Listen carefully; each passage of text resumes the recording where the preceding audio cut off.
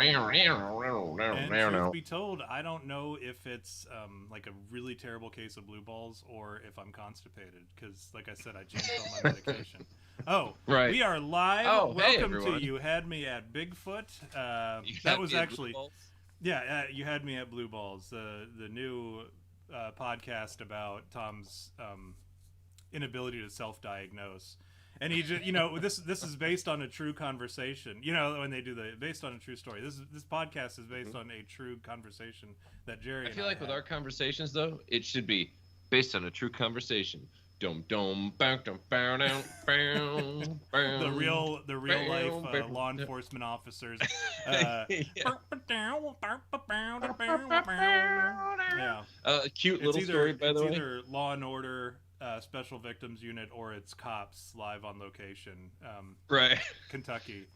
Everybody, Yeah, nobody yeah, has dude. teeth, and it's always in a trailer park. What were you There's saying? lots of there's lots of spinning chew. Just a quick story since we were mentioning SVU and all that. So, Tom, I don't know. Are you a breakfast cereal enthusiast or aficionado? Yeah, I'd like to think of myself as being a breakfast guy, or Okay. a cereal aficionado, specifically. Okay. So, Tom, can you tell me then who is currently on the cover Mm-hmm. of the glorious, the wonderful, the legendary Cheerios box for at least the last few weeks? Can you tell me? Well, we don't. Gosh, that's a tough one. I haven't seen. We get the basic Cheerios one. Like it Yeah. doesn't ever have anybody on it. Well, Uh, see, this one isn't supposed to either. This is not honey nut Cheerios. This is not cinnamon Cheerios. This is literally regular old just Cheerios. We regular must have old old. We Cheerios. must have old ones. We buy a lot of cereal like when it's on sale, and then we Yeah. put it into our shit hits the fan storage bunker, and then Yeah, yeah, as sure. as we trade it out. So we're living actually like From I two can tell years you ago. who was on the box months ago, Right. but no, Yeah. I don't Yeah. know who it is. Is it Lil Nas X or something? No, no. It is iced tea, Oh, and he's on there for heart health I've seen the and commercials where and he and the exercise. Speedy Teas. Yeah. Right. And so my child loves Cheerios. My mom has introduced it to her, and she loves it. And one time, we were all sitting at the dinner table. The box was put on the table for her to have some while we were eating our dinner. And she pointed at the box and said, Dada.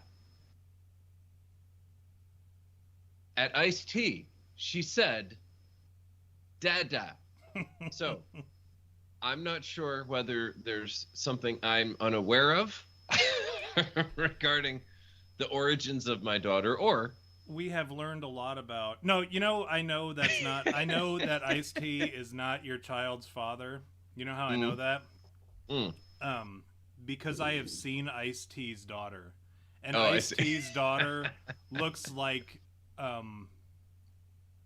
she looks like Ice T's mother. You know what I'm saying? Like Oh, she yeah, looks yeah, like yeah. she looks like Yeah. no, she looks like Ice T dressing up as his own mother and playing her as a character on like a TV show or something. Right, That's right, what right. she looks like. She looks Ice T looks like his daughter. It's not his daughter looks like him. It's he looks like his daughter. Yeah, it's that weird Because role she's reversal. Yeah. she is absolutely Ice T's father. I'm gonna have to Um, look now. That is. yeah, I encourage you to That's look it up. It's unfortunate. terrifying. That's And I unfortunate. also, while you're on the subject of looking at people who are weird and kind of gross looking, Mhm. look up what the hell's her name? Who's the girl that was on the Oh, Harry dude. Potter movies? Yeah, right. So am I right? Be honest. Yeah, that's weird. Yeah, that's Um, definitely weird. It's also strange to see like him and his like huge breasted but also like not appropriately aged kind of porn looking wife. yeah. You know, I don't know what her job was. I Well, don't it's know. probably porn. And that's Could the be porn, unfortunate thing, like for his daughter. It's kind of like that joke on Family Guy where Brian says he's talking to Meg and he says, "If there was a god, would he have made you look like your father and given you like a smoking hot mom to Right. you could have looked after? But Yeah. but that's kind of what happened to Ice-T's daughter. Is she got stuck with Ice-T's exact physical appearance? So, yeah. Probably that penis is just... as well.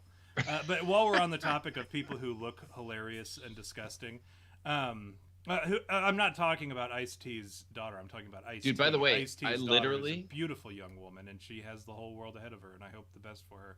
But Tom, who's the... as Go you ahead, said it, go ahead. I'm looking at thesun.com. I have to tell you this because I don't know if you had like a premonition or if your opinion was put out there more than you think. I'm not sure. Because who's talking about Ice-T and his daughter, right? Not many. Not that I know I of. can't It's imagine there not would in be my that many, circles. no. But Tom, there is a picture I was looking through from the-sun.com, and there it's a picture of the wife holding the kid, and then a separate picture of Ice-T, right? And then there's a like a Facebook post or an Instagram comment, whatever it might be, and it literally says, "She has her dad's entire face." She has her dad ... just period. That's it. Yeah, I guess that's it, right? But I just thought you would appreciate that. It's what it is what happened there. I'll tell you. Mhm. They heard you talking about it, and because you have your phone, you don't have that thing set up to where it blocks the sensors. That's so true. It heard I you don't, talking yeah. about Ice-T's daughter's face. I am sending you something right now. I wish I would have saved it on my computer and been able to upload it. Maybe I will bring it up. But if you look up Emma Watson, Yes. she has turned into a man, like probably unintentionally. Well, did you see I don't the know. satanic dress she wore? I did, and you know what? And this is kind of like it goes into what we often talk about with, and what we're talking about currently, I guess, as the magic and people who, you know, the left hand versus the right hand path and all that stuff, and the left hand path having the threefold curse that comes back on you if you do something bad, or if you curse somebody else, it comes back on you 3 times negatively. So if you I don't know, if you curse somebody saying that they you know, I don't know, they get cancer or whatever, or maybe even just get sick, like, hey, you know, do an incantation and a spell and get so that some girl in your school will get sick, and then it comes back on you 3 times, which is why so many like witches end up dying young or looking really old and haggard, is because, you know, you've got a lot of witches who are like in it for the spiritual. Oh, I just, you know, I'm super into, you know, I love the environment and all that. And then and they're fine. They grow up and they grow old and they're fine. And they retire as witches with like CPA. Is there actually? Whatever. I'm imagining a witch's retirement program. I'd imagine I'm imagining they're the ones in charge of the U.S.'s modern day nursing home system. Witchcraft retirement system. Yeah, it's just, you know, they take Medicare and Medicaid and murder your family. Well, those are the bad ones, and they retire young. Oh, I'm so, sorry. Like, you got to remember the good witches. They're the ones that go on and they retire, and they're able to take out a witch pension. But the bad ones, do you think they the bad die witches young. would get one? I mean, because no, they don't reach witch retirement age. Oh, so there's actually an age. I see. Yeah. You don't just get to quit being a witch whenever. Like, I mean, you can, but you don't get to collect on the retirement. This is all stuff you'll learn at the academy.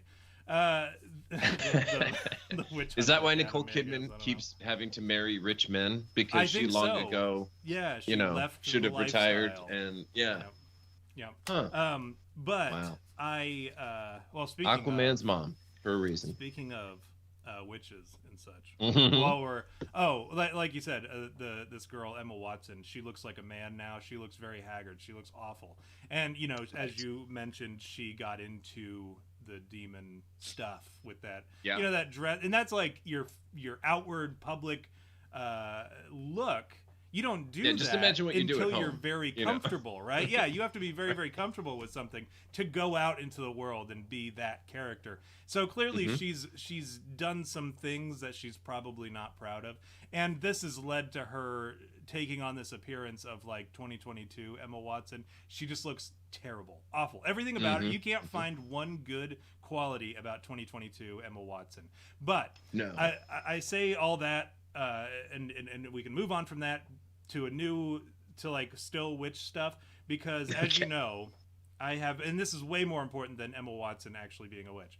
Um, the As you know, I've been substitute teaching, and Yes. I recently was subbing at a middle school. And here's something that you guys with young children need to know. Your kids are exposed to some terrible things.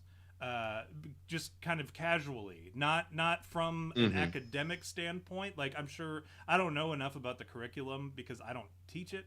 Um, in the stuff that I go in, I don't. I just it doesn't pay for the stuff Now, to are get you in there and be teaching?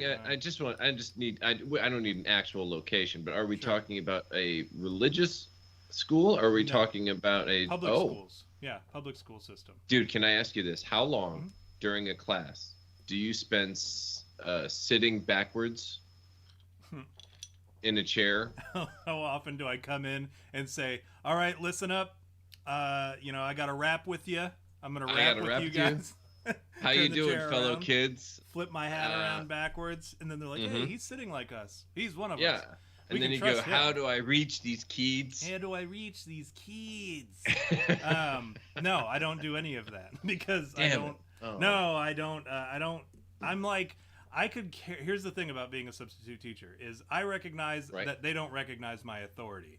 I know that I have the authority to like really hunker down and be a dick and be rude, and I also have Sure. the authority to like teach them whatever and say whatever I want, but I'm not going to do that because, like I said, I recognize that that they don't think I have any authority, which is fine because I was a kid once and I didn't think that substitutes had the authority either. Mm-hmm. So what I do is I go in, I take attendance, whatever the class for whatever class it is, and then I tell them, hey, you guys have these assignments that your teacher told me that you guys were working on, whatever. Um, Mm-hmm. I need you guys to keep the volume down. If it gets too loud, I'm gonna make you shut up, and I'm gonna make you just work quietly. I don't care what you guys do as long as you don't hurt yourself or anyone else, and as long as you're not Mm-hmm. distracting from other students. I honestly, I swear to you, I do not care what you guys do. If you don't do your assignment, that doesn't affect me. I still get paid. You can sit there and stare blankly at your computer or play on your phone the whole time. You will have to answer for that tomorrow when your teacher Right. gets back. So me, I can sit here and I'm just going to read my book. If you need anything, ask me. I know some of this stuff. I can probably help you with it. But anyways, that's kind of how I interact with them, Okay. and they do. They just sit down and they just work on their little Chromebooks, and that's usually it. Yes. But not it wasn't yesterday, but the other day, whenever it was, I was subbing at a middle school, Mm-hmm. and there was a this is something that you'll see everywhere, and I've seen it everywhere. There are Right. kids who are already like transgender or whatever, or they think they are. So they think that they'll come in and they'll say, "Yeah, I'll be calling attendance," and I'll say, "Alexandra," and she'll say, "Oh, I go by Alexander now," or "I go by." Yeah, I don't know, some whatever boy's name that they so choose, Byron or whatever. But they'll say whatever stupid name that they picked, and then I'll say, okay, cool, and then I just make it a point to not communicate with that kid at all for the rest of the time. Yeah, really. Because I'm gonna forget, and B, I'm gonna. Oh, and then you're in just, trouble. I'm gonna Yeah. be rude about it. If they, they've never asked me, like, or they've never I've never had to engage with them in such a way where I had to address the fact that they were doing this bullshit. But that's something that exists already. And, a lot of people talk about, oh, I have such a great relationship with my students. They're willing to talk to me about their transgender, their being transgender or their new name or whatever. And I'm like, I'm a substitute teacher and I interact with kids for like 45 minutes to an hour. Within 5 minutes when I'm doing the attendance, they tell me about their transgender journey because they can't shut the fuck up about it because they have to tell me their pronouns and they have to tell me that is no longer their name. That's their dead name. So they got to call them such and such. But anyways, that's one thing. In addition to that, and I don't know where they get it, this was at a middle school the other day. That sort of stuff, it was like high school. I mean, at least they kind of like... I mean, it's not cool, but okay. A little bit of what's going on. Not necessarily they don't understand the world, but at least they can turn it into meaningful conversation if they so chose. But in middle school the other day, and this is what really got me, it was a 6th grade class. So not like 8th grade or, on the cusp of high school. This is 6th grade. Younger than my oldest son, a little bit older than my middle son. There was a kid in there that had LGBTQIAAP plus sign pride forever written on her folder or on her notebook or whatever. And I was like, okay, I'm just gonna ignore that. There was like the rainbow stickers and shit. I'm like, this is a 6th grader. This is somebody who's 10 years old or 11 years old maybe. They probably can't even spell LGBTQIAP plus sign, but whatever. But she, that's her thing. And that's fine. I overlooked that. I'm like, as long as she doesn't talk about it, I don't really give a shit. Then there was another girl, goth kind of looking girl. She had like the makeup with the wings or whatever on her eyes already. I'm like, first of all, you're 11 fucking years old. Like, you don't need makeup on right now, but whatever. You're in middle school, nobody's looking at you. But she's sitting there in her like fishnet pants and shit. Like, she just looks like she's gonna be the kind of girl who's pregnant before her 8th grade dance recital or whatever. But she's sitting there. She's got a book called Witchcraft, Spells and Incantations. Like, I looked at it at first and it just kind of looked like a Harry Potter book or something. I was like, oh, it's one of these fucking little novels or whatever. But I looked at it when they all went to lunch. I kind of looked down at it and I saw it straight up said Witchcraft, Spells and Incantations. And I kind of opened it up and it was like sigils and stuff. And I'm like, this is a kid who's looking at witchcraft, like literal witchcraft. So this was legit stuff. Yeah, like actual witchcraft stuff. Now, not like you can't buy it at Barnes and Noble. That's the thing about it. It's so accessible. You can buy witchcraft material literally anywhere. Where it used to be, you had to go to like these, run-down shops downtown behind. They're the ones where you bought the monkey finger, right? And now you can buy it at Barnes and Noble. You can buy that stuff, and they come with the monkey. They come with the monkey's paw. The monkey's paw, and the mogwai. And and you could just do it all. It's like a magic kit. Shrunken it's got head. Like actual like legit magic shit. But there was that, and then there was and as if that wasn't enough, I'm like, okay, well maybe she's just fucking experimenting. She's kind of trying to figure things out. It's one of those what do they call that? It's not like a direct rebellion, but it's more like one of those things to get it. It's attention seeking. Yeah. Somewhat, cry for help or like cry for attention. Cry for help, all that kind of thing. I thought maybe that was it. I'm like, whatever, who cares? This is not my kid. This is not my problem. If it was my kid, I would beat her with a belt. But she's not my kid, right? So I can't do anything about that. But there was another kid, this fat girl. Excuse me, Tom. I think you need to clarify. The belt is magic. Also. Yeah, it's a magic belt. It's a rainbow belt. I'll beat the LGBT witchcraft out of you. But then there was this heavy girl, right? And she was, as if she didn't have enough problems, a heavy girl in the middle of a pandemic that specifically kills heavy people. She, she's wearing a mask that's got pentagrams on it. And I'm like, That'd be appropriate if you only thought the joke was, like, you know what I mean? Like if they were in on the joke. Do you understand what I'm saying? Yeah, with like if she was okay. Yeah, go ahead, do the joke. Do you know what I mean? Like if it was like a really based girl, like here's this fat chick, this fat little kid who's just lived a shit life, and now she's got to wear a mask, and she knows it's satanic, right? Cultural shit. And she's just like, well, you know what, then? I'm going to do this. And every time someone asks me, I'm going to tell them. And secondly, I'm getting high as shit off of this marker smell. Right. Yeah, she puts the little... Yeah, and then when she takes her mask down, she's got marker all over her face because it's just the tube from inside are you serious? From inside the marker. She takes it down, she's got marker shit all over her face. No, yeah, exactly. I think that would be really funny. She ate the other half? Come on, Tom, stop it. It was a full tube at the beginning of the day, but she's like snorted that thing. It's one of those markers that smells like fruit and whatnot. Right. Yeah, but it's like it smells like cheeseburgers.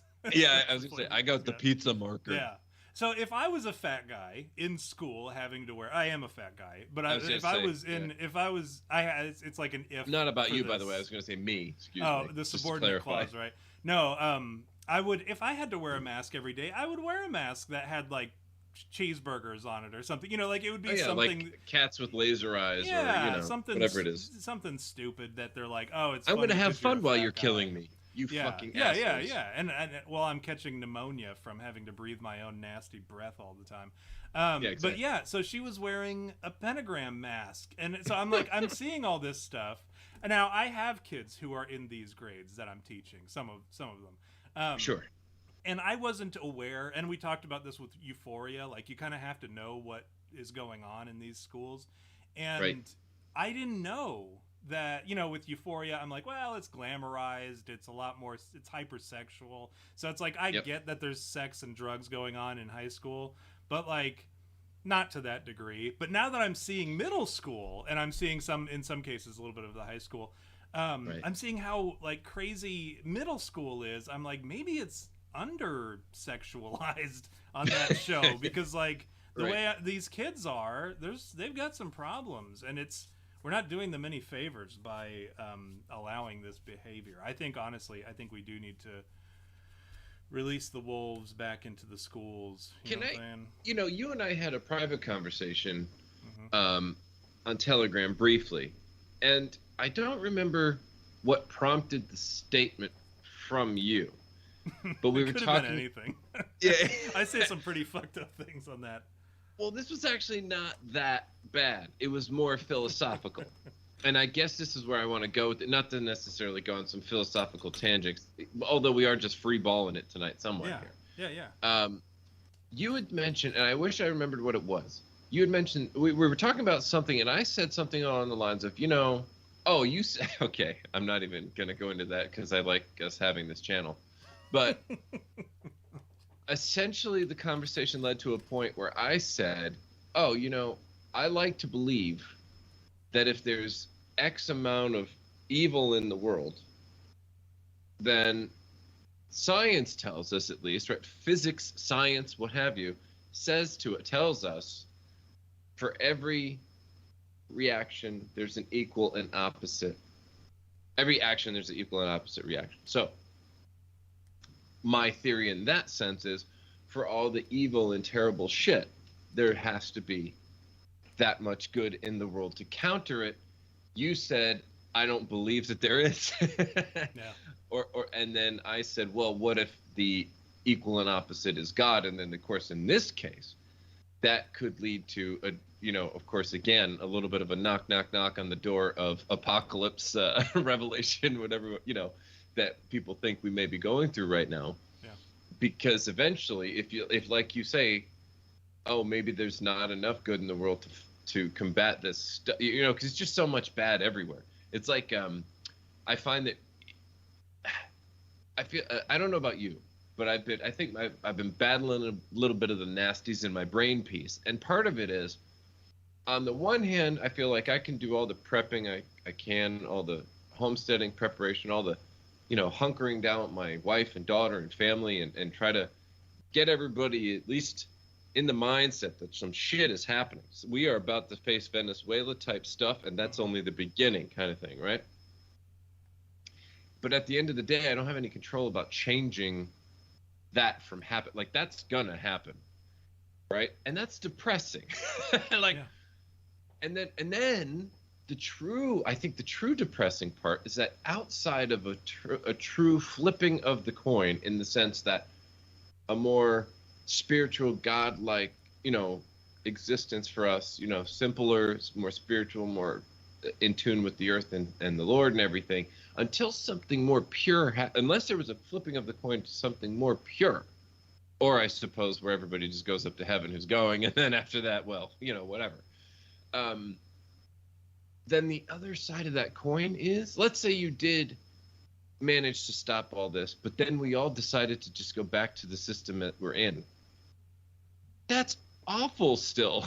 Like the things that you're saying, that's awful still, right? Mm-hmm. And so I guess I just don't know how to quite handle that so much, because each one of those things are completely out of my control.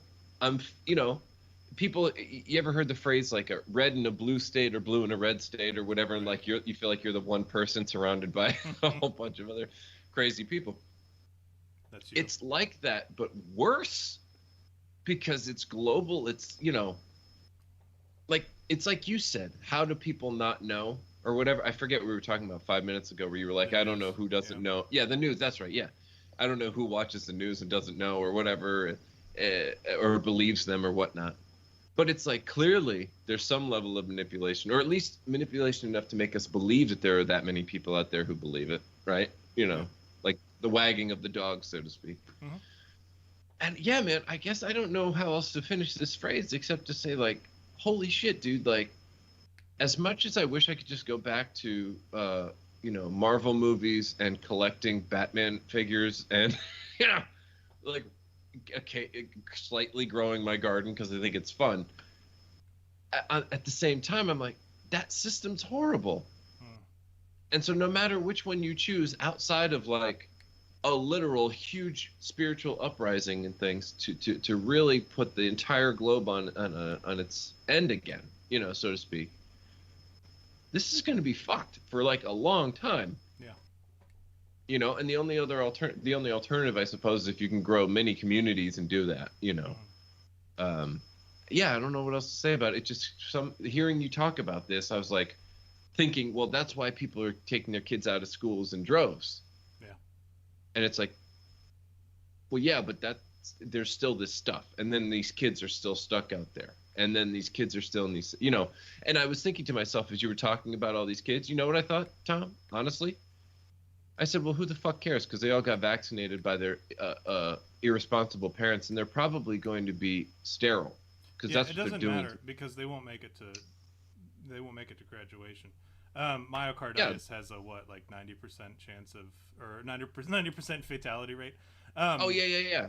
It's the eventual heart attack no one's talking about. Yeah, and that's just one of the 9 pages of adverse reactions and stuff. Yeah, the thing about that is like, we're gonna see. I love seeing the weekly whoopsies when they say, and some of the unreleased or the unshared whoopsies where which we often share amongst one another just personally, when they say, be careful because the the Super Bowl game can trigger heart conditions or can trigger heart attack events, or be careful because shoveling snow can cause or can trigger heart making your bed things or whatever. I think making I saw that one. That was another one. Yeah.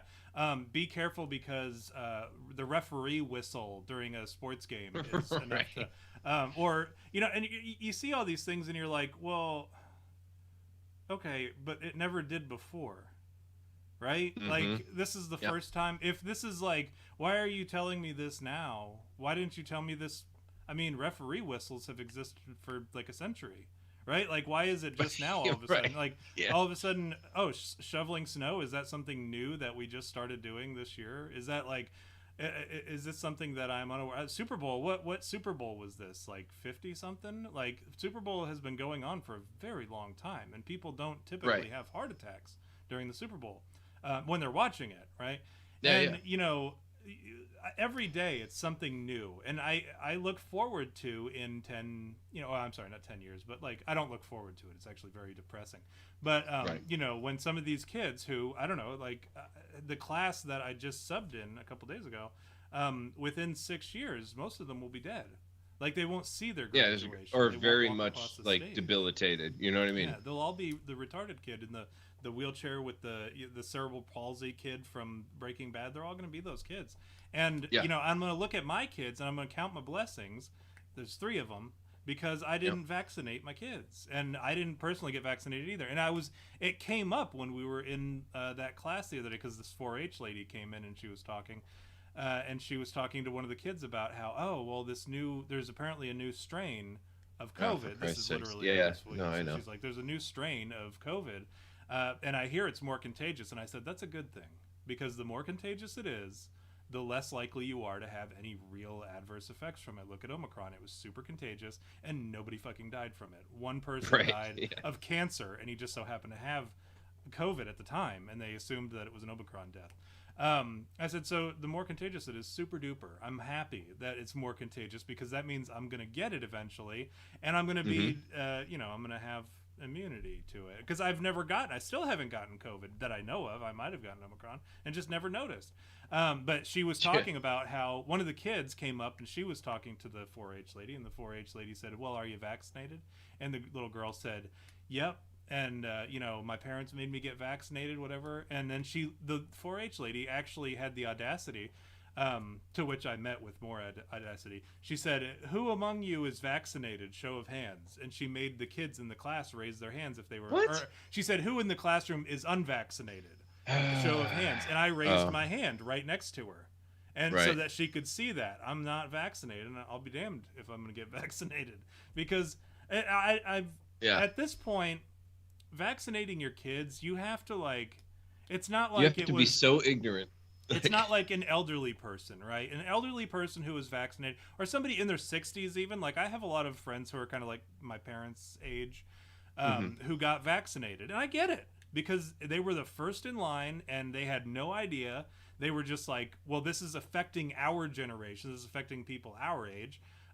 So I should get vaccinated. Oh, I'm not going to fault him for that. I wouldn't have done it myself because I was, I'm a conspiracy nut. But some of those people were just legitimately scared, and there wasn't that much information about it at the time. There were those of us who were like, come on, man. Like, there's been no studies on this whatsoever. Like, hold off a little bit. But their fear of the unknown overweighed their fear, or their reasoning and shit. But anyways, yeah, I wanted to say something like, hey, you kids are not at risk for COVID at all. Like, not at all. Not one of you in this classroom would ever die of COVID. I can look around and I can tell you not one of you would die. But I couldn't, because it's not my place. I'm a sub. I'm there to make $100 a day after taxes, just watching people's kids and shit. And, I'm just saving up for a falconry muse. That's all I'm there for. I'm not there to try to indoctrinate the kids. I will. The teenagers they've asked me shit, and I've been honest with them about stuff. But I don't interject my opinion when you're not just going in there. My pronouns are. And here's my vax status. And him and fucking, I don't know, man. It pisses me off a great deal, but I don't know how we got on to Tom, vaccination. Listen. Here's what I want. I want to just spread a message. First of all, I want to be able to address JQ shortly, and I don't know if you've been reading the chat, but I will address that. I remember how we got there, but I'll answer that. So I literally just want to pass along the message. Very often here, and Tom, I'm guilty of this. I'm not pointing the fingers here. I am guilty. We are very disparaging of our government, of our leaders, both global, regional. Yeah, we've had a little bit of naysaying. Dare I go so far? We've had a little bit of naysaying, and Tom, sometimes even the worst of us can bring out the best in us. Do you know what I'm saying? Yeah. And I want to just share real fast something our president stated today that I think is going to really clear up a lot of things for people. Okay? Is that cool? Yeah, go for it, please. I would love nothing more than to hear from our president. Okay. Hopefully this comes out all right. So we established a new civil rights cause of action for those whose intimate images were shared on the public screen. How many times have we heard? I bet everybody knows somebody somewhere along the line that in an intimate relationship, what happened was the guy takes a revealing picture of his naked friend or whatever in a compromising position, and then literally, in a sense, blackmails or mortifies that person. Sends it out, put it online. What the fuck is he talking about ever? And then there's a quote. of this post that says, quote, "I bet everybody knows somebody that in an intimate relationship takes a revealing picture of his naked friend in a compromising position." What a Now, stupid thing to say. Tom, I can tell you, I know what that is. Okay? He's, I'm sure, talking about revenge porn, and some law he probably just created that, goes under like the hate crime kind of thing, civil rights, as he was saying, I guess, whatever, right? So that's how I think it was meant to come off. But in isolation, he might as well just be admitting to how the country works, the Jeffrey Epstein shit. I mean, just imagine the sniffler himself is like, look, don't we all know somebody we took a naked picture of and blackmailed? Am I right? Well, hey, this is a little out of control. When I read the quote, I'll be honest, I didn't actually listen to him say it until you played it. And as you play it, when you hear it comes off a lot different than it did when you read it. And if I would have heard it, I probably wouldn't have even paid any attention to it, because I've found that, well, this is true of all men and all people in reality, to one degree or another, that they tune out certain frequencies, and men tend to tune out higher frequencies, so they tend to tune out women. That's just how it is. And that's why when people they're like, oh, how come you never listen to me? When like wives are like, oh, you never fucking listen to me. It's because we can't sometimes, like, we tune out certain well, the baritone, it's why people will, kind of like, if there's a big dude tends to come with a deep voice. Andre the Giant did not sound like oh geez, I'm trying to think of like very high-pitched male, but I don't know, just think of any third tier cross-dresser on a RuPaul drag show, and then put that voice in Andre the Giant. That's not how it works, right? Like, that's not. So the threatening, the level of, that whole thing, I think that's where it comes from. Your dad had a deep voice. You listened to your dad. That was your authority. That was your next level, and then of course maybe the preacher, the pulpit, all that kind of thing. And then, of course it's your own voice, but that's besides the point. But that's how you're more likely to listen to yourself than you are your wife, unless you're like, you have to practice, and then eventually because you realize, you're like, oh, she's got some important stuff to say. Like, if not for her, I probably would have put my penis in like an electrical socket or something somewhere along the way. I have made some terrible decisions that she has stopped me from. I should listen to her. But yeah, we tend to tune that sort of stuff out. I'm the same way with Joe Biden. God bless him. I pray that he does well in all that he strives to do, but God has yet to deliver on that. So God has clearly told me no in some of those. And there's something my dad used to say. He's like, God has 3 ways of answering a prayer: yes, no, and ask me again later. And ask your mother. As of right now, God has answered no, or ask me again later. He refuses to help Joe Biden. And that's okay, because I am with whatever God's plan is for Joe Biden. I am with it, and I will stand with it. But here's the thing. Here's my opinion on what you said earlier. I think that I think that we as a people have completely fucked up. And there's a creepypasta that went around a while ago. It's not a true story, but it's a creepypasta that sounds like a true story, and it's called the which is what creepypastas are. They're supposed to sound real. Yeah, they're supposed to. Yeah. It's called the. They are the audio deepfake. Yeah, pretty much, or even just the literary deepfake, because sometimes you just read them. We don't all listen to the. I mean, I don't versions. read, but I've heard some people. I have them read to me by my sons, instead of they read me bedtime stories. But there was one. I wish I remember what it was called, but it's like. The whole story is this guy, he's got nothing left to live for. He volunteers for this very fucked up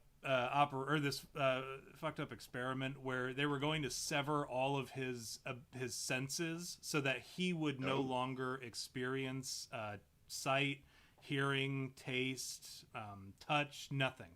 He would just be a brain floating in the void, which is kind of what I equate the ketamine treatments to, because I don't think I've talked about the ketamine treatments. No, you have not. They have been amazing. They've been a great experience, and I'm doing a lot better today than like shortly, because any day after a ketamine treatment, like that day or days after, I'm kind of like foggy when I'm talking, and I'll sit there, and I was talking to my brother on the phone the other day, and I realized I was going, and then you like it would take a long time for me to come up with what I was saying, and so I'm like very foggy, but I've come a long way since then. It's been a few days since my last treatment, so but anyways, it cuts this guy's brain off to where he is just a brain in the void, living in his own seclusion, and the doctors or the scientists, they're studying him, and they see that he's like clawing at his face just to feel something. He just wants to hear, he wants to see again. He's lost, this is a thing that happens to you if you are left, like sensory deprivation chambers. If you're in there for too long, there's one room that's super quiet where if you're in it for, nobody's ever been in it for like 45 minutes, because at a certain point you start to hear the blood going through your blood vessels. You hear things that you're not supposed to hear, and you will go crazy. And so the same thing is true, I think, of this guy in the story. He just wants to feel something again, and he's completely lost his ability to understand the world around him. And the doctors finally come in to end the experiment, and they say the doctor looks him in the face, and the guy stops his thrashing, and he looks at the guy like dead on with his blank stare that he can't actually see the guy. He looks at the scientist and he says, "I have spoken with God, and he has abandoned us." And that is what I often think of when I think of, not necessarily that God has abandoned us, because I think there's a difference between God abandoning and God allowing us to go on our merry way with the expectation, because he's done it throughout history, and he's allowed people to go on and do their own thing. He's allowed Israel to do it many times, and in fact he punished Israel a lot of times. But with this last, the new covenant of Christ, he kind of said, well, if you guys want to do that, then go ahead, or whatever. Or Christ intercedes on our behalf, and he says, well, if you want to do that, then go ahead, but understand that we'll be here when you come back. And I think I like to use that quote, and I've used it. People have, anybody who used to follow the Twitter, I'm sure you saw me post it at one point or another, I've spoken with God and he has abandoned us. And because that's kind of my outlook, which is rather bleak, like you said earlier. It's rather bleak, but it is my outlook on humanity. God has not necessarily abandoned us, but he has allowed us to go on about our trajectory that we were on, and anyone who wants to stop the ride and get off can turn back to him. But for the most part, we as a people have completely shit the bed, and the only redemption, the only way that we're going to be able to find any kind of hope is through Christ and through God, and by returning to the Father. And so Jacob, this is kind of directed to you, but it's also directed to you, Jerry, because you were talking about it earlier. Just to be clear, by the way, humanity has shit the bed, but we don't want to make the bed, because due to our myocarditis, that could actually lead to heart attack. I just want to heart attack. Yeah, and then you end up meeting your maker, and before you were ready, having shit the bed. That's right. And abandoned the Father, and the Father having likewise abandoned you. See, there you go. Yeah, exactly. We just want to clarify on the show. You're in hot shit. You're in hot shit when that happens. Deep shit, rather. Hot shit is a good thing. Deep shit is a bad thing. You're in deep shit. So, but this is to you, Jacob, and this is to you, Jerry. You've expressed some concern with the coming times, and that old saying, weak men create hard times create strong men create good times create weak men create hard times. And don't forget also, cycle. Good times with hot women create hard men also. Yeah. That's the final. That's asterisk. The other one. That's the asterisk that you want to take a detour off on, at least for a little while, right? Before you make good with God and come back onto the path. But hey, by the way, I'm saying this could mean, married men. I'm not talking about, some kind of sinful extracurriculars. I'm merely stating. That's what you were talking about, Jerry. I know. I'm making baseless accusations about you. Yeah, and you're like one of the good guys. You're like one of the guys who I kind of have high expectations of with your marriage. I know that you're doing the right thing, and you and your wife are going to grow up as pleasant and well-meaning and well-delivering and great role models for your daughter and any future children that you, should you choose to have any, or have you chosen to have some that you haven't told me about yet.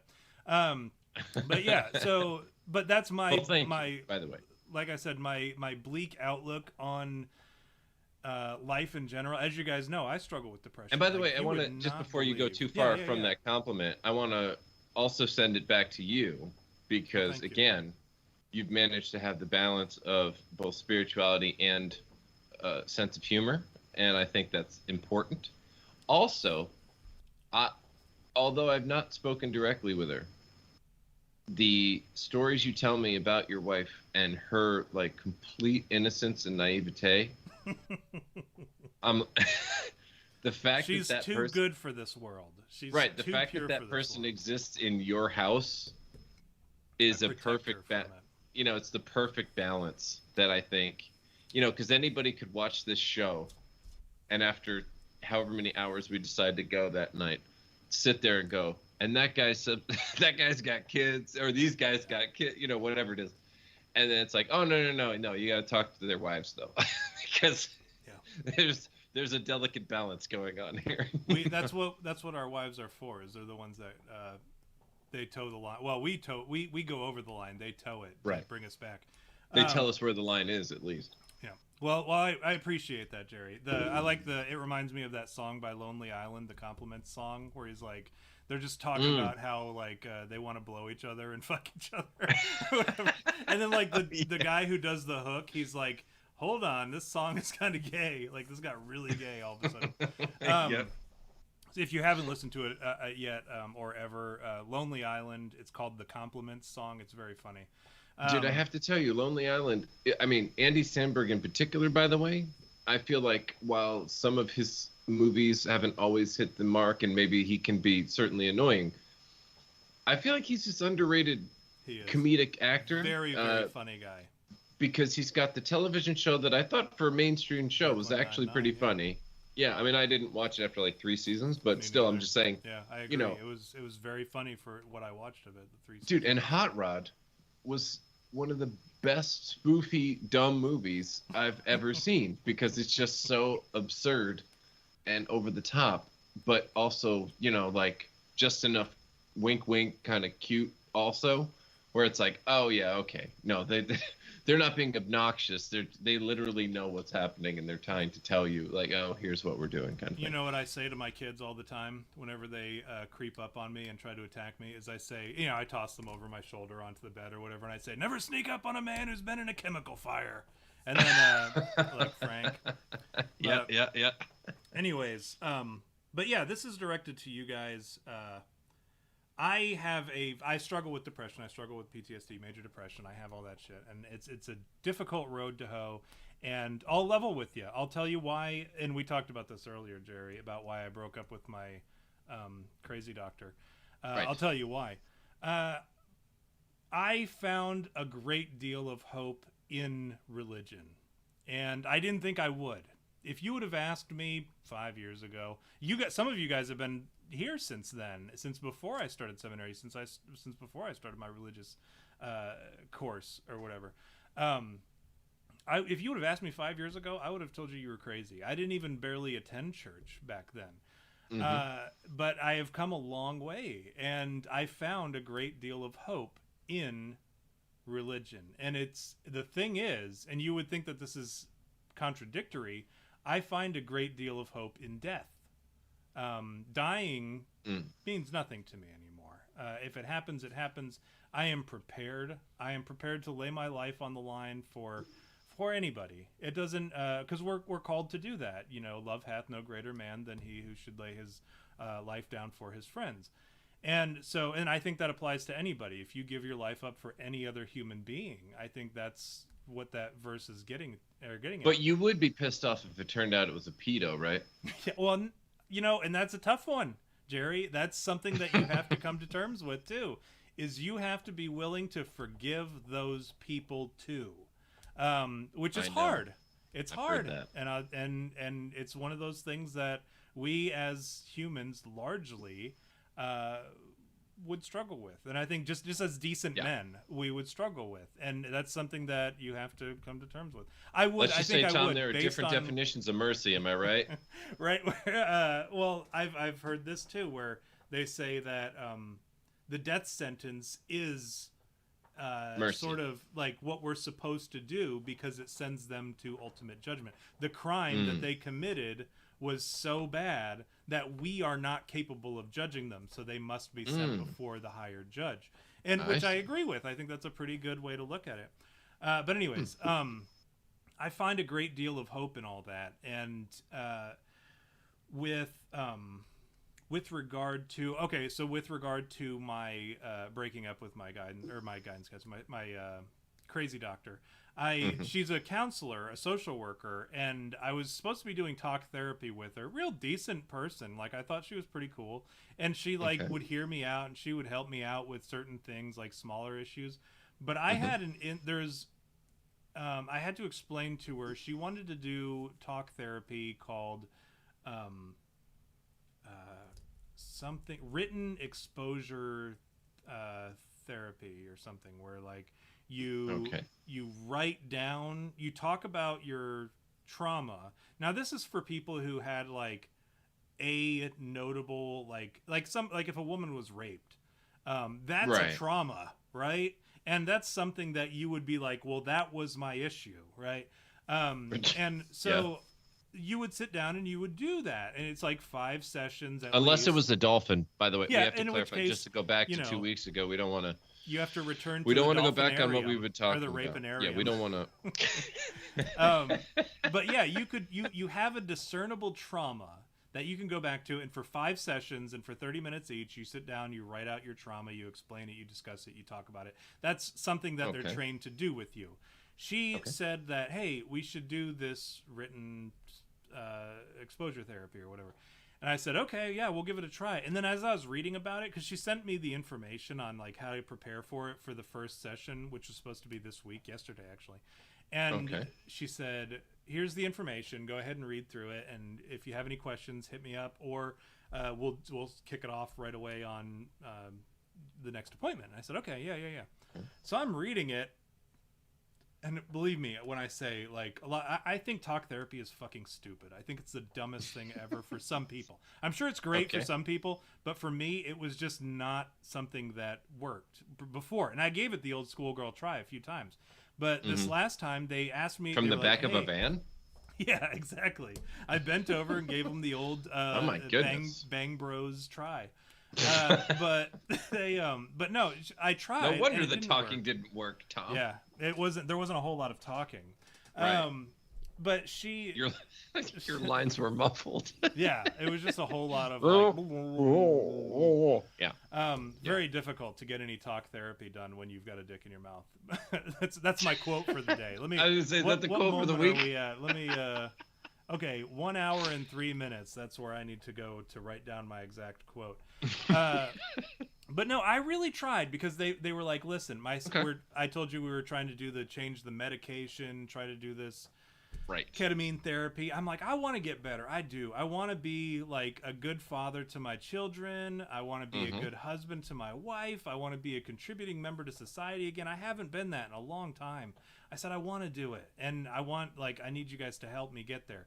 And so they changed up my medication. They've got me on this program for the ketamine to try to fix some things that I can't fix. Electroshock therapy is next. That's literally on my treatment possibilities, and I'm willing to do it. They told me, hey, would you try talk therapy again? I said, I will try talk therapy again, because I want to get better. Anyways, this guidance, or this counselor, she says, okay, hey, this when the thing started up, I said, listen, and I'm gonna get vulnerable here for anybody who's listening. So this is vulnerable, Tom. You're gonna hear some of my inner, deeper, darker secrets and shit. I said, listen, what you want me to do with this written talk therapy, or this written exposure therapy, or whatever, I said, it requires us to focus on one trauma, right? And she said, yes. She said, we're going to focus on one trauma at a time. And I said, or one trauma is what she said. And I said, that's great for somebody who has one trauma or has one thing that affects them now, something that happened to them in the past that they can hone in on and say, this is what caused my trauma. This was a big event. I was raped. Okay. Say, not me personally, but say a woman was like, Yeah. I was raped. This is my trauma. Or somebody who was sleeping and somebody broke in and robbed them and held them at gunpoint. That's a trauma. These are real traumas that will a car accident. Somebody could be in a car accident and develop PTSD. It's just the way that your brain processes something. It's a normal reaction to an abnormal situation is what PTSD is. And a lot of people will have one event that created that trauma. Now, for me, I had to explain this to her. I said, I know you deal with a lot of guys who are just like me. I didn't have one event. It's not like somebody held a gun to my head and fired one well-placed round, or somebody held a gun to my chest and fired one well-placed round that I can say, yeah, that's what did it. It was, for me, it was a shotgun blast. It was just buckshot right to the chest. I can't look at all the holes in my chest, in my torso, and say, this was the event that caused this damage or whatever. I said, it is a culmination of many events that happened over the course of 27 months total in Iraq. 12 months specifically, I was in Baghdad at the beginning of the war, and it was very chaotic. There was a lot going on. There were a lot of traumatic events during that time. I'm talking like 365 days I was there. I'm lucky if it averaged one a day, like that sort of traumatic situation. Now, I'm trying to explain that to her. I'm like, it's not for me. I can't go and say, hey, this traumatic event caused me a great deal of trauma. I can talk about every single event that happened to me. I could sit here and talk to you about it all day long. And I know like you're getting paid regardless. I'm like, but I don't want to waste your time, because I could sit here and tell you these stories and you'd be like, well, it doesn't seem to bother you that much. No, but at the time it did. And it had some effects on me as a human being that really fucked me up. And, And now I'm dealing with it. But like, if we do one at a time, we're going to be here for like decades doing this written exposure therapy. So I said, in the one event that I talked to her about, I told her about this one event, and I'll tell you guys about it so that you can appreciate like kind of where, why I fired my social worker or whatever. If you're like, Tom, you're fucking heartless, you fired your social worker. She's just trying to help you. She works at the VA for fucking nothing, next to no money whatsoever, and you fired her like an asshole. If you're wondering why I fired her, well, I said her services were no longer needed. I didn't fire her. She still is gainfully employed, making the same amount of money that she would have with me on her client list. I told her last week about, or a couple weeks ago, whenever it was, I had told her about an experience that I think that had like one of the most profound effects on me. I was in the back of a Bradley, which is kind of like a small tank. It's a armored transport system. It has 25 millimeter guns on it, and a 240, I think, for the gunner. Anyways, it's a combat vehicle for scouts typically, or mechanized infantry.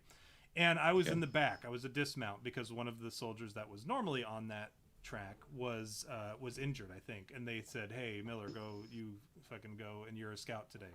And which was the case. I was either a scout, I was a tanker, I was an infantryman, I was whatever they needed me to be that day. That's who I was. And so they threw me on the back of the vehicle and we went out. Long story short, we were out on patrol. The Bradley hit an IED, and it just like everything that you imagine when you hear the term IED and like, or roadside bomb, when you hear that, is what happened here. There are no windows on the Bradley, so you're just kind of chilling, just sitting there staring at like the guy across from you or whatever, trying not to bump knees as this track is moving through the desert, or through the city. We were in Baghdad, so it was like through the city streets. Anyways, all of a sudden, just it blew up. And if you've ever been in an explosion, I know there are some people who are military in the chat right now who listen to the show. If you've ever been in an explosion, there's a moment or a few moments where nothing makes sense. You're just in another world. kind of like on Casino, like when the car blows up and like the dude's flying in the sky or whatever. Like that sort of thing where you're just like in your own different world. And when it happened, all the smoke and all the and Iraq is a very dirty, dusty, sandy country, so like all the dust too kicked up, and from underneath the Bradley, and then from outside, from inside, from outside down the turret into your face. You can't see shit. There was nothing. It was dark. All the lights were out. The system shut down. It was just completely fucked for like moments, and what seemed like a very long time to me later, like looking back on it. I thought I had died. And like at first I panicked. There was like a period of time where I went through every emotion that you would go through when you think you die. Like I panicked. I thought, what happened? I was lost. I was confused. Eventually, after some time, I came to terms with it. I'm like, okay, I'm dead. But it was like the most extreme versions. If ever you felt any of those feelings, like panic, confusion, whatever, it was the most extreme version of those feelings. And it ended with me coming to terms with the fact that I was dead. And I was okay with it. I said, okay, well, that was way less painful than I thought it would be. I'm ready to move on. Let's move forward with whatever we have to do now. So I, in my own mind, have experienced... Well, and then, of course, I was fine. The smoke cleared. And I was like, okay, we're alive.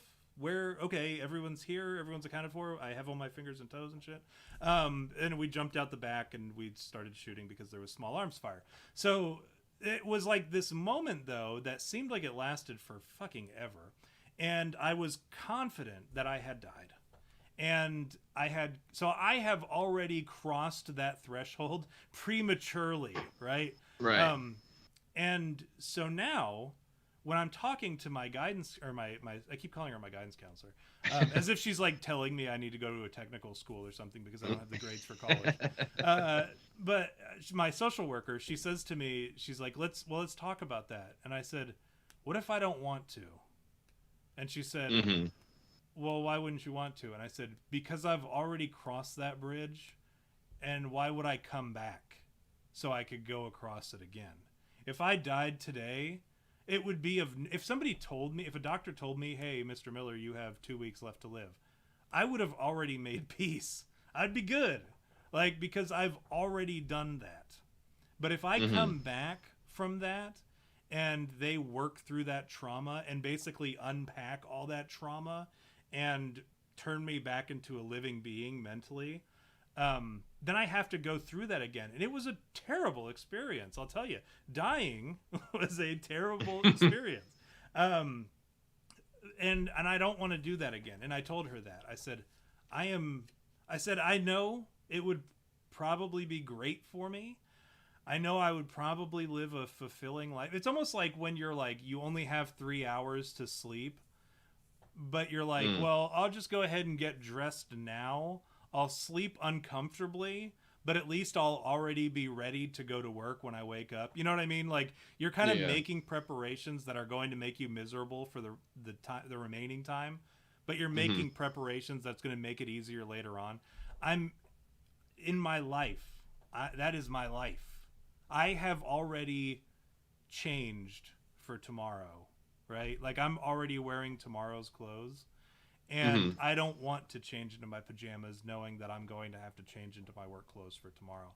And so that is why I told her, I said, if that's what you want to do for me, I don't want to do it. And if that's what this is all going to try to do for me, I don't want it. I'll take chemical dependency on like all this medication and have my liver shut down and I'll die early. I'll do that because I'm not ready to come back to life and then die again. I'm just not. And I can't do it.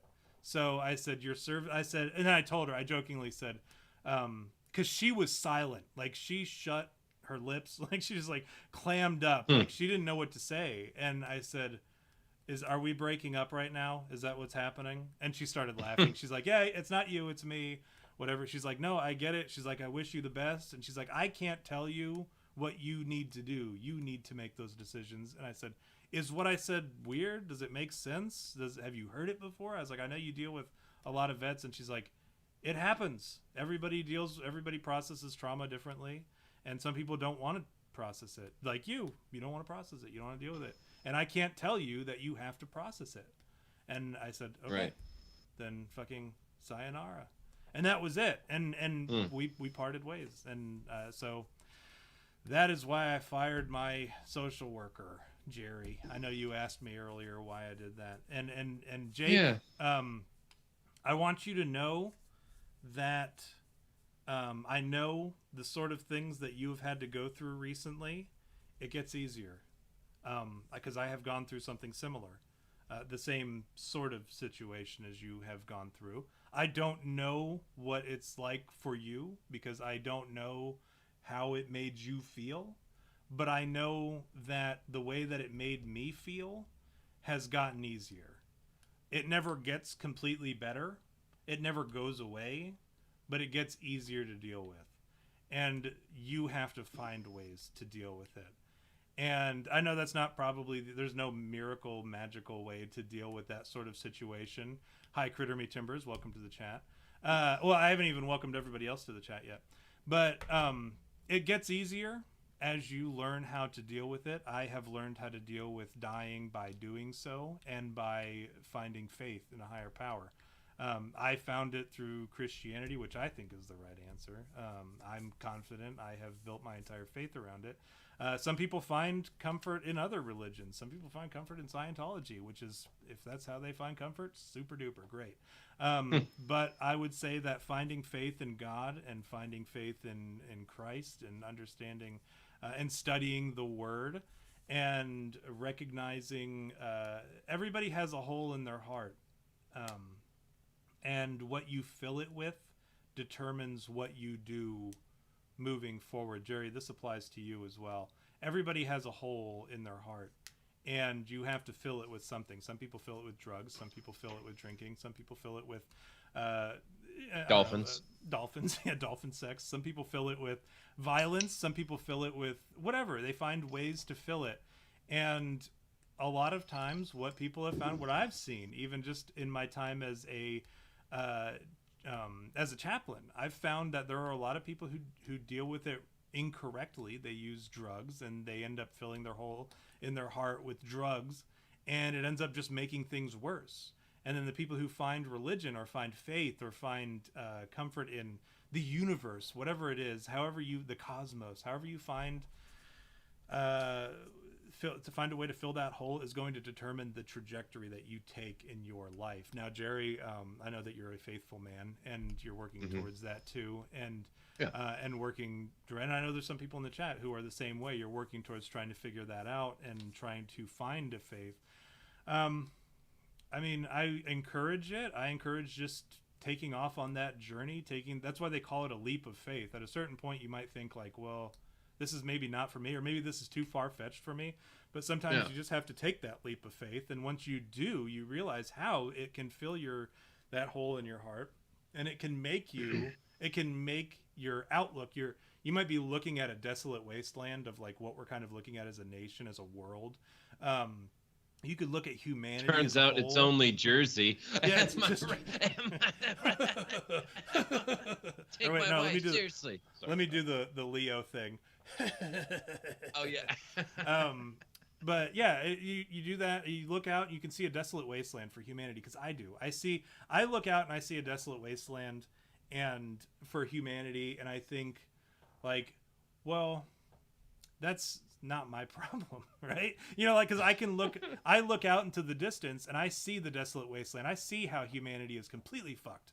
I see how we have shit the bed completely and how God has abandoned us. So to speak, not in reality, because God wants us to come back. He loves us and he wants us to return. We abandoned God. Yeah. But I use the term, I've spoken with God and he has abandoned us because of the shock value. Because then people are like, well, hold on. And then I can elaborate further, like as I just did. He has allowed us to abandon him, which to me and to some people might be the same as saying God has abandoned us. And I actually talked to my pastor about this today too. He said, kind of something along the same lines. He says, sometimes God lets us go and he just hopes that we come back. And that's what we've kind of done. We are on a trajectory where you can look out and you can see humanity as a wasteland. It's a horrible place. Yeah. And then you can look around, and I look and I see you, Jerry. I see Jacob. I see Megabit. All, and I, you know, and Critter. Now I have to name everybody in the chat because I don't want to hurt anybody's feelings. But no, I see my friends. I see, you know, I see Mike, who's been around forever, and he's like my accountability partner. I can go to him, and he Your can correct me. buddy. Yeah, my accountability. But like I can go to him, and he comes to me and yells at me when I say something that's incorrect, that's scripturally incorrect, and he holds me to account. And one day, okay, and imagine this, and V has said this too, but if I ever got in trouble for something that wasn't necessarily illegal, but something that was morally or ethically incorrect, like, I don't know, cheating on my wife. If I cheated on my wife or abandoned my kids or did some shit that was shitty, I would have to hear more from Mike than I would my own wife or my own mother. I would have to hear from V more than I would hear from my own grandmother, because you know, you guys are my social circle. You guys are my network. If I need help, if I need somebody to lean on, I lean on you guys. I do throughout the week, just casually as we chat in the Discord. If not for you guys, and my kids will say the same thing, because I told them about how I have my oldest son. He's old enough to know what's going on, that I have to go in for these treatments, that I take medications for this and that and the other. And he didn't understand. And so I had to explain to him what PTSD was, major depression, the anxiety. I said, I am a man on the brink of insanity always. I said, the only thing that keeps me sane is you guys. Talking to my kids, right? And I say, if not for you guys, I don't know where I would be right now, if I would be right now, because I just don't know. I said, you guys have kept me sane. You guys have kept me at a point where I continued on and I strove to be better, or strive to be better. But you guys have kept me going. And the same is true of you guys in the chat, and you guys in the Discord, and you, Jerry, and V, if you're listening, my brother-in-law, and Superfan, who's a different person, and then Ben. But, you know, the people who are listening, you guys who I talk to regularly, that's how I do it. That's how I retain my sanity. I look towards humanity, see that it's for shit, and then I look closer. I focus. Like you know, when you focus your binoculars and you get like, or your camera, you zoom out and you see like what's in front of you, and it's way more focused and it's better, it's nicer. That's what I do. And that's how I am able to, I could look out and I could see the world and see how everything is all fucked up, Jerry, like you said, how bad things are coming. Weak men have created hard times. And we are looking at doing that. I look back at history and I think, well, they dealt with it and we will deal with it the same. We will move forward from this. It is my job to protect my family and to do what I can to, you know, to whatever. I got to do what I got to do. And I'm going to deal with my plot of land.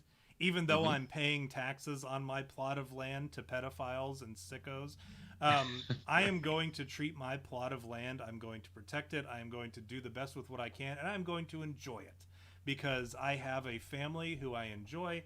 I have hobbies that I enjoy. I have my dogs I enjoy. I have getting into falconry, which I'm going to enjoy. I'm excited about that. I have school and learning scripture. I enjoy that. I look at the things that I enjoy, and I sit and I'll talk to you about all the fucked up things that are going on in the world, and we'll have a laugh and we'll talk shit. But at the end of the day, I come home to things that I love and things that matter to me. So, for example, breakdancing. Breakdancing, exactly. Busting out the old cardboard sheet and then making it happen. So let's do the weekly. I hope that answered some questions. Well, I actually want to ask one more thing. Please, go ahead, Jerry. That's I guess you could say maybe kind of related. I was watching, I guess you would say, a guy reading from the Bible and talking about current events. And one of the things that I saw, so there's this guy, I wish I could remember his name, but essentially he is the right-hand person to Klaus Schwab. Mm-hmm. Oh, And I know what you're talking about. Ariel something or other. Jew, Can't remember. Yeah. Yes, and he said something basically, paraphrasing, but that they were going to create through the cloud and all this AI and so forth, actual intelligent design and run the world that way. And I thought to myself, well, wait a minute. Intelligent design has already occurred. That would be God, right?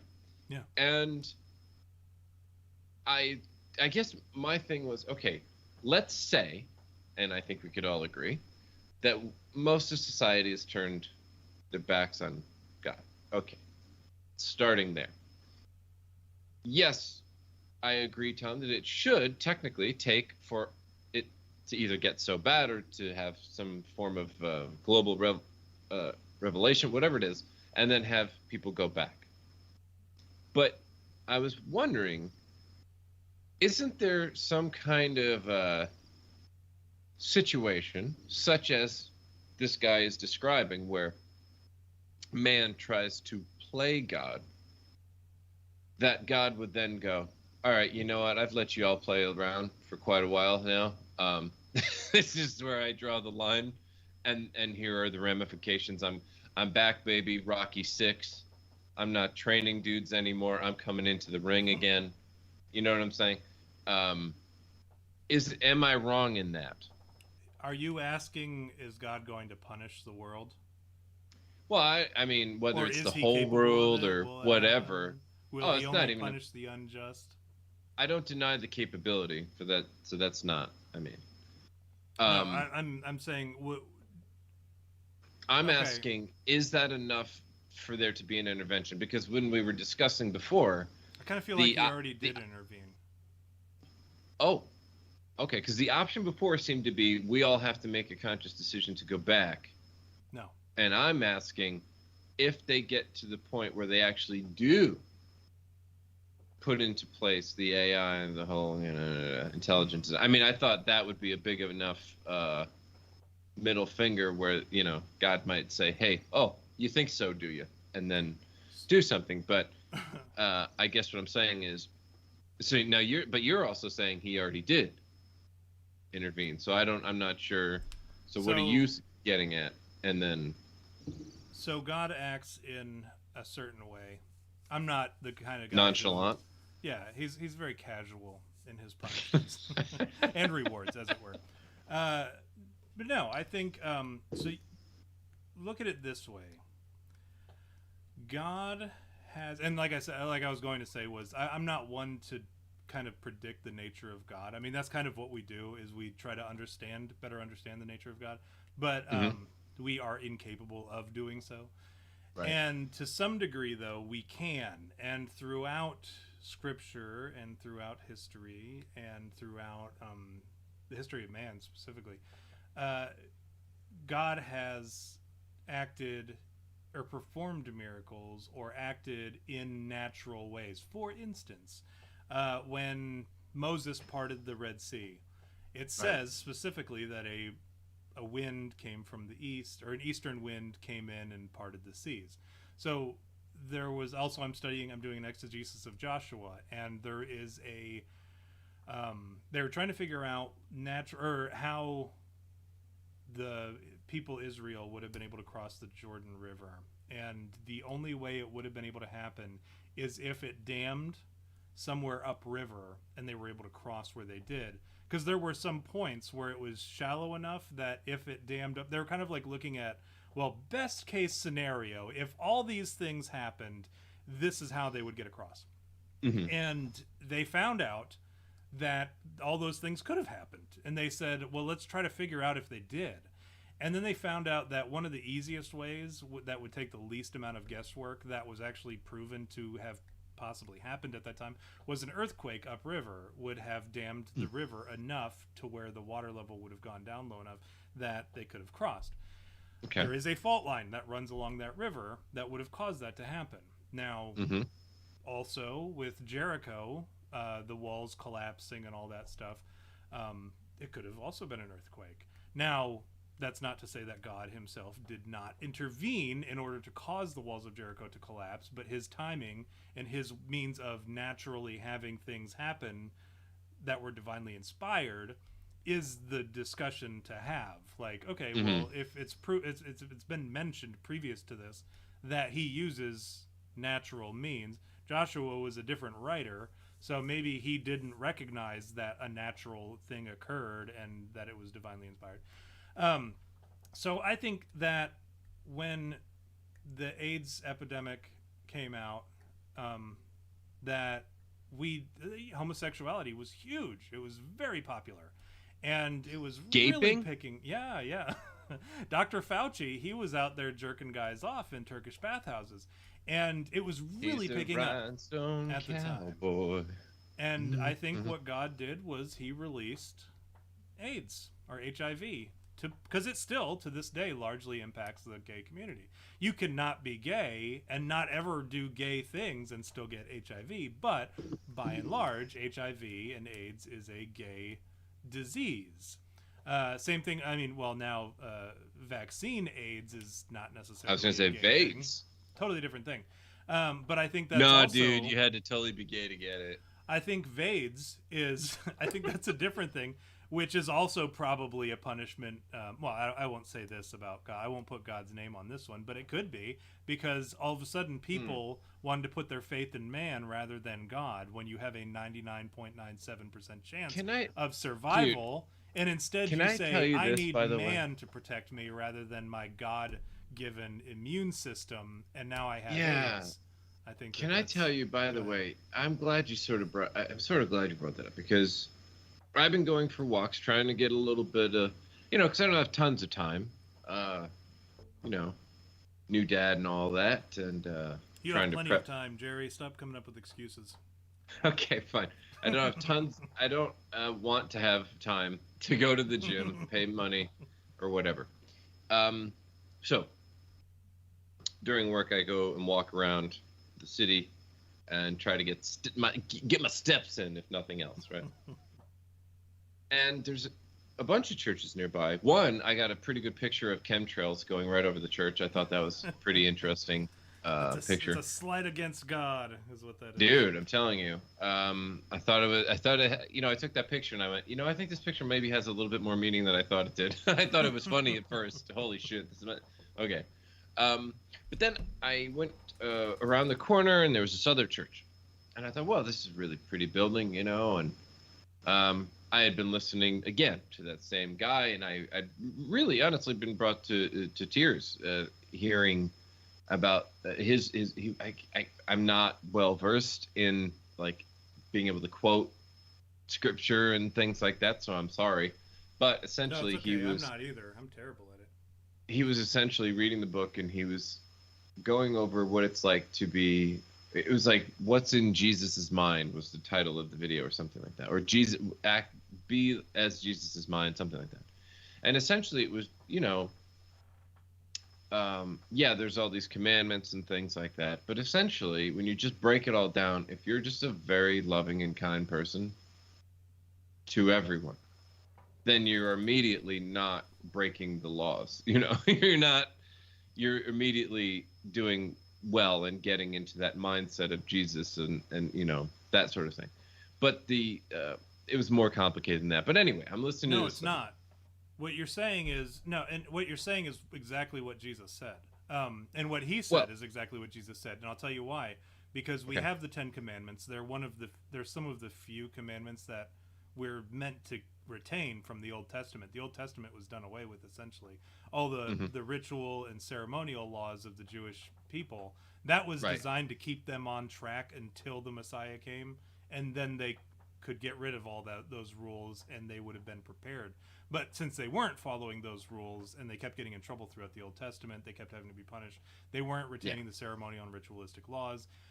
They weren't prepared for the Messiah, and then they ended up killing him, which was kind of part of the plan anyways, or like an acceptable part of the plan. But anyways, the 10 Commandments and the moral laws of the Old Testament were retained. And if you look at the 10 Commandments specifically, somebody asked Jesus, they said, "Good teacher," or whatever. And I think this is the one where they were like, good teacher. And he's like, who are you calling good? I'm not good. Only the Father is good, which is why you can't be running around calling anybody good. Because even Jesus didn't see himself as good. But they said, good teacher, what is the most important commandment? And trying to trick Jesus, because they were all of the law. So they were like, if he admits that such and such is a better commandment than another one, then he's right in deep trouble. We got him cornered. But instead, Jesus said, love the Lord your God with all your heart and love your neighbor as you would yourself. And if you break down the 10 commandments, that's all really of them what it is. fit in those exact 2 sentences. Love the Lord your God with all your heart and love your neighbor as you would yourself. So like thou shalt, even the Sabbath, thou shalt maintain the sanctity of the Sabbath or whatever.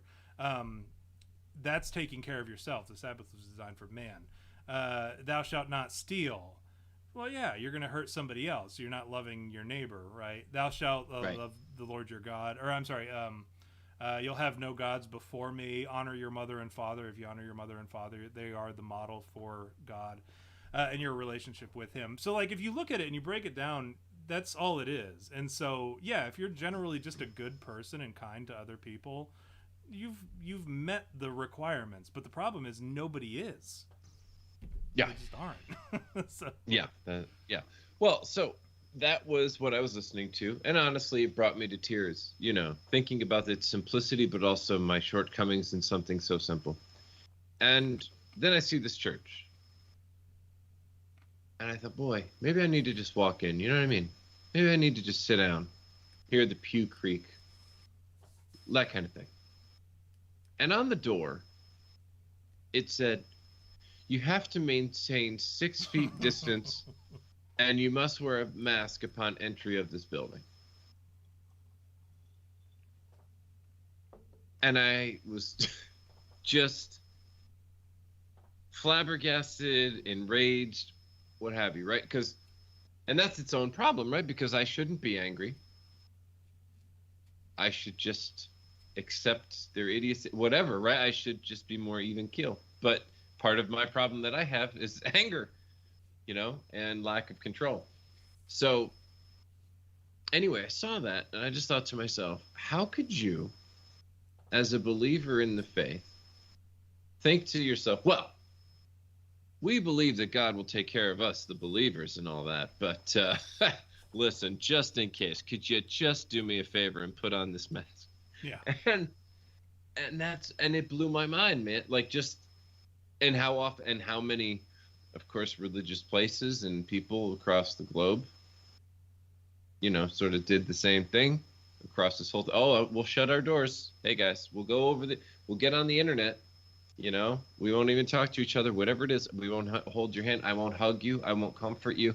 I won't do all the things that if I was to actually go against the word and open up a church and do things, at least I should be here for you in setting a community. And that's all right. We'll just break all that apart. All the times that we really pushed for the money in the old collection plate. Apparently that's not that big of a deal as long as you have PayPal through a fucking webcam. There is or whatever. And it just really bummed me out, man. It really bummed me out. No, and you're not alone, Jerry, because I'll tell you this whole episode has become a Bible lesson, which is okay. I'm okay with doing that because I'm never like too far away from 1 or 2 different language Bibles, a Greek, or no, which one is this? This is my beginning biblical Hebrew. Oh, there's another Bible. Here's a commentary on Joshua, if you guys want in on that. Here's another Bible, just in case you were wondering if I only had 3. No, there are 2 different versions. So one of them I have one in New big American print. Standard. I have to keep it in my car like an atlas. Yeah, you have to. No, you got to be like all the other people who go to church every week. They leave their Bible in their car, and then I do too. But I also have like 4 other Bibles on my desk. So people like to give me shit. Oh, you leave your Bible in your car? I'm like, yeah, but I also have 4 on my desk in 3 different languages. So, but they. Here's the thing, Jerry. That made me furious. What you said made me even angrier at the situation because. I'll tell you this. There were, if you recall, throughout the pandemic, there were instances in which people would be worshiping and the police would come in and say that they had to break up the service, or they would be charged a fine of 250 pounds or dude, do you remember that guy in euros or whatever? Canada? Yeah, that's I think the one. He was like That lost his fucking guy. shit. Holy Like he shit. got very angry about it too. But He ran them off and called them the Stasi because I guess he was from yeah. Poland, and he was like, "I've faced people like you before. Get out, devil!" And that shit is like how you're supposed to be. And I say this. I did this on Facebook when I saw that there was that one where like the Polizei or whoever, I don't know. I think it was. I forget what country it was in. It was an English speaking one, so it must have been the UK, I suppose. They came in, the cops came in, and they said, "Hey, you got to break this up, or you're going to be fined 250 pounds." And they did. They dispersed, and I saw that, and I was furious because I thought, you know who I thought of? I thought of Peter. Now I don't know if you know how. Do you know how Peter died? Peter was one of the apostles. I actually don't. No. Okay, Peter was one of Christ's apostles, and he went on and he preached the word, and he was ultimately crucified. But when they went to crucify him, because they thought it was cute, like it was the Roman Empire, and they thought it was cute to be like, okay, well, you want to be crucified like your Messiah, we'll crucify you like your Messiah. And so they were going to put him up on the cross, and he said, I am not worthy to be crucified in the same manner that Christ was crucified. Crucify me. If you're going to crucify me upside down. And so they did. They took the cross, they mounted him to the cross, and then they flipped it upside down and planted it in the ground, and he died upside down, hanging from the cross upside down. Died very painfully, very awfully, shit all and pissed all over himself. I'm sure it was not a pleasant picture, but that is probably the most honorable death among the disciples. I mean, they were all honorable, except for John, who died of old age, which is super. I'm proud of him for making it that far. He was the only one who survived, according to the canonical understanding of the apostles. But Peter was the only one who said, out of all of them who was crucified, he was the only one who said, I am not worthy to be crucified the same way as my Messiah. You will crucify me upside down. And they did. And so now when you see an upside down cross, it's not necessarily a representation. It has become like a concept used by the occult to as like a slight against Christ and an insult to the crucifix. But it is also like hung up in many Christian locations because it is called the Petrine cross, referring to Peter being crucified. Yeah, I guess that would be down. Situational, wouldn't it? Because when I see Hollywood types wearing it upside down, I'm like, oh no, I know what that is. It's not because it's not because they don't want to. They don't feel that they're worthy of being crucified in the same. That's manner. not the tribute to sacrifice, and right. Unless it was Mel, I guess maybe. No, because they would. Yeah, I'm not even gonna get into it. I can't beat your joke. But anyways, he. When that happened and they were like threatened with a 200-pound or 250-pound fine for continuing their service, they should have chased those cops out of there because they didn't have guns. Cops in the UK don't have guns. They should have chased them out of there, frankly. I guess the thing is, even if they did, my question is, and I don't know how much strength I'm going to have, or whenever the challenge comes in whatever form it comes, I don't know how I'm going to be either. So I don't mean to sound like, one of those. No, and I appreciate your honesty and all that. I'm not saying that I would either. I have prepared myself mentally for the fact that I will be imprisoned or killed by some kind of, I don't know, some law enforcement officials. But my point with all that, with telling the story of Peter with the 250-pound thing, is I imagine St. Peter on the cross upside down looking on those people in the church saying, pathetic. That is an embarrassment to your faith. And frankly, anyone who left that service, or the priest or the pastor or whoever it was, I think that they should be ashamed of themselves. And I think they should have to, I hope that they have to answer for it on Judgment Day. Not like they have to go to hell, but I hope they get heckled by, St. Peter or whatever. But anyways, I get it. Like what you say about you don't know how you will react in that situation. I get it because we sit here and we can watch a horror movie and be critical of like the people. Oh, what did fuck you? Why idiot. did you run Why did upstairs? go You upstairs? always run upstairs. Yeah. If it were me, if I were there, I would do such and such. But we don't know how we're gonna react in that situation. So I get it. If it was me, because everybody who has sex in those movies dies. Clearly, what you need to do is pull out and point it at Michael or Jason. And that's how you get out of this whole thing. No one ever does that, Tom. The trick is to jizz on your killer. Jizz on Jason. Jerry, I want to do. I'm the shot. To pour my drink. Or the well, yeah, drink, I do have to do the shot, and then we're gonna do. Since this has been an episode where we kind of deviated from the norm, and we've been able to take, and I love it. I'm glad we were able to have some of these discussions. But I know we're not going past the 11 o'clock hour. I know a lot of you people in the chat, you're probably pretty bummed that we're not going to go for the full 3 hours. But we decided before the show that we're going to do a 2-hour show, and next week we're going to get back into our magic shit. So what we did already is kind of like what the episode is going to be, but I don't want Jerry to not be able to do his weekly whoopsies. And I've got a couple jokes that I want to share with you guys. So what we're going to do is I'm going to do my shot. Jerry's going to do the weekly whoopsies. And then at 11 o'clock, we're cutting it off. And you're just going to have to be like happy with what you've got so far, this Bible lesson that you've got. We are emotionally circumcising you. Sorry, everyone. Yeah, we did. We talked about some pretty heavy stuff, though, today, right? Yeah, I think we have. I'm trying to write down these names, and so I needed you to like do more than. Yeah, I think we have. Oh yeah, no, I think no. So certainly, I think we. So certainly, I think we have. I mean,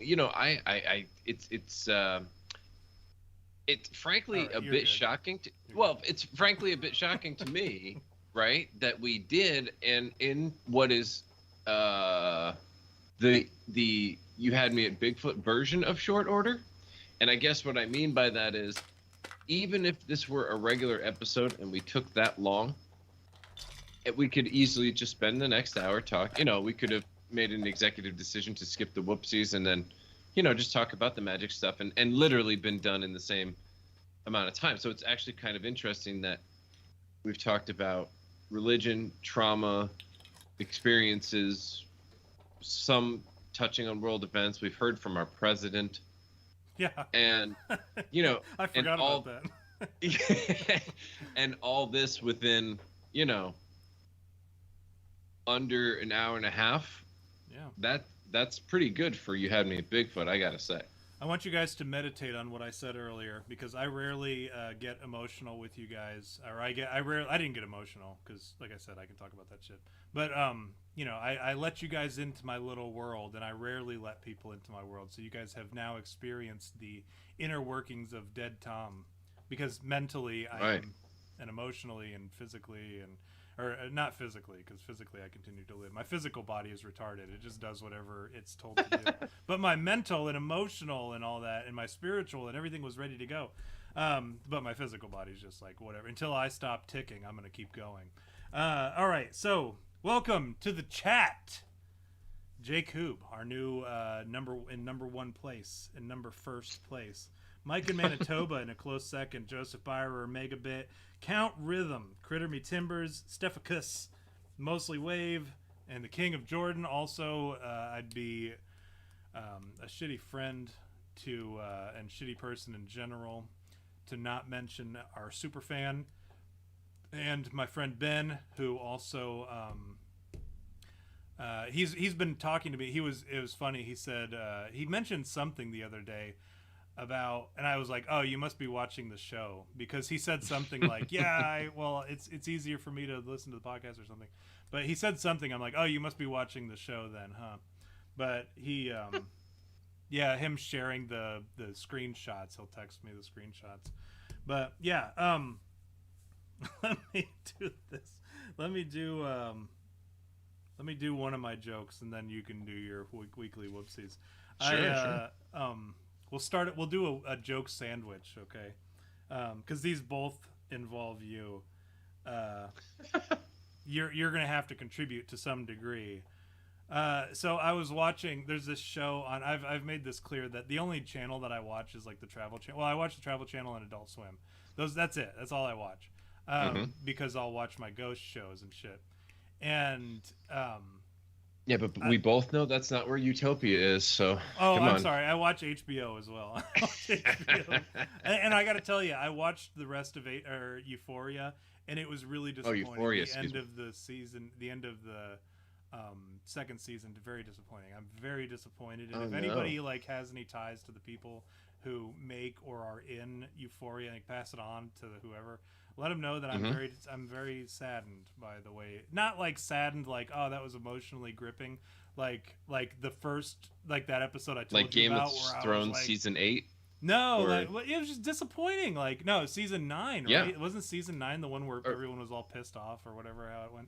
Well, whatever the last one was, yeah. Yeah, the end of season 2 was very upsetting for me. Not like in a like a I wanted that to be upsetting, like it really hit me in the heart. I feel good about, like great directing, great writing, great acting, great whatever. You really hit me hard. Boom, I love you guys. It was more like what the fuck?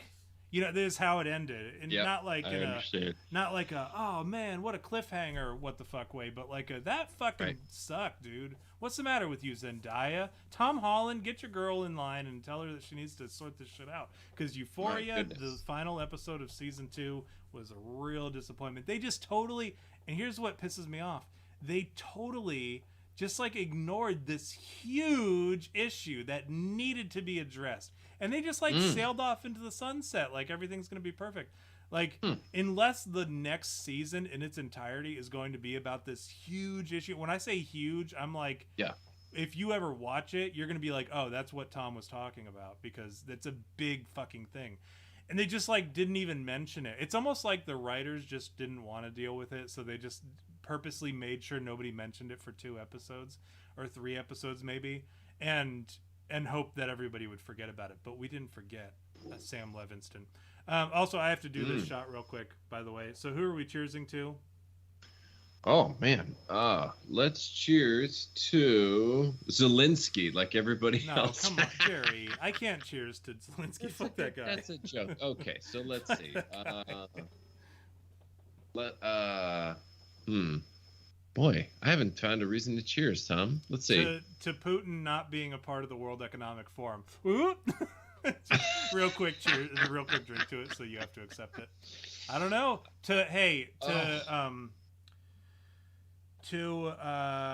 6-foot distancing in churches. How about that? Let's just. Well, let's say to you. Okay. Finding.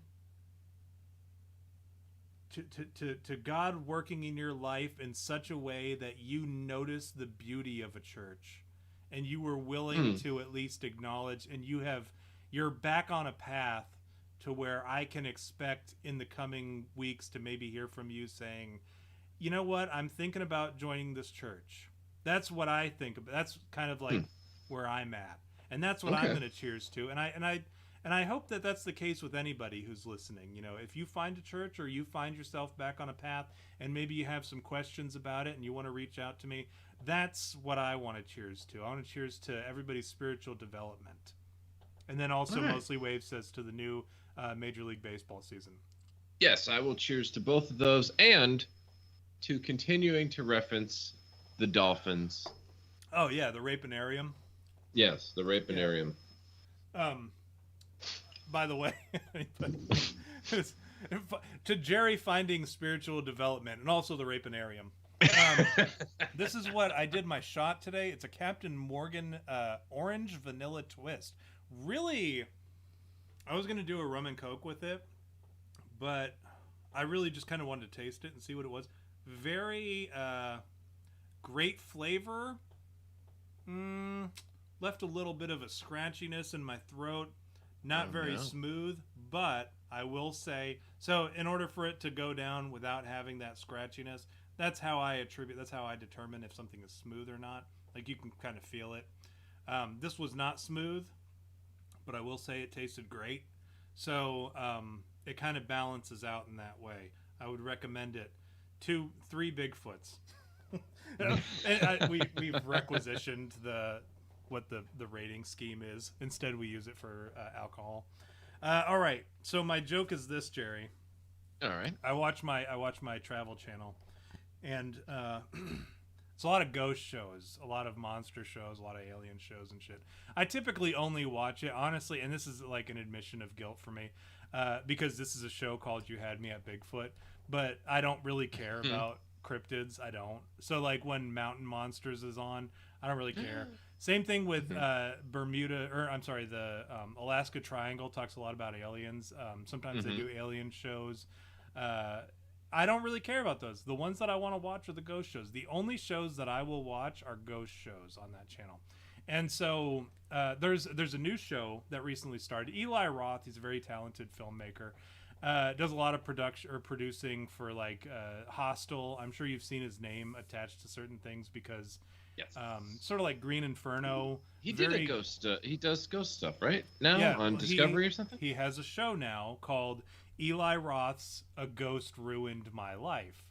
That's right, I remember, yeah. What it is it's no different than any of the other shows that are on there. That's the thing about those shows is they're all exactly the same. They just have different names, and like, you know, like one's called These Woods Are Haunted, or another one is called A Haunting, or another one is called A Ghost in My House, or another one is called... Oh, dude, you're already going over all the shows. See, listen, we don't talk about this much, you and I, but the Travel Channel and the family of channels there, that's something that my wife loves to watch. I mean, it used to be more often that we would even have the time on TV, you know, before the baby and everything. Now it's more or less, all right, it is October, it is Halloween time. Ghost-tober is what it's called. Right, it's Ghost-tober. we're back in the ghost mode. And the only unfortunate thing we had in this last Halloween Ghost-tober, was even though they had some new stuff, it seemed like retreading, and then they had the old repeats on. We were like, well, we watched these for like 5 years now, you know. Yeah. So that's the problem. Only shortcoming I felt there was. But here's the thing, Jerry, is like most of them are so unmemorable that like when I watch them, they seem exactly like, or they seem like new episodes to me. So like, and most of them are so similar that even when it is a new, because what I'll do is I'll tune in and I'll see on the guide channel where you can see what's on or whatever. I'll see it. It'll say new, or a new episode of A Haunting, or a new episode of A Ghost in My House, or a new episode of Ghost Adventures. But the subtitle or the title of the episode and then the subtitle and description will sound exactly like every single episode that preceded it.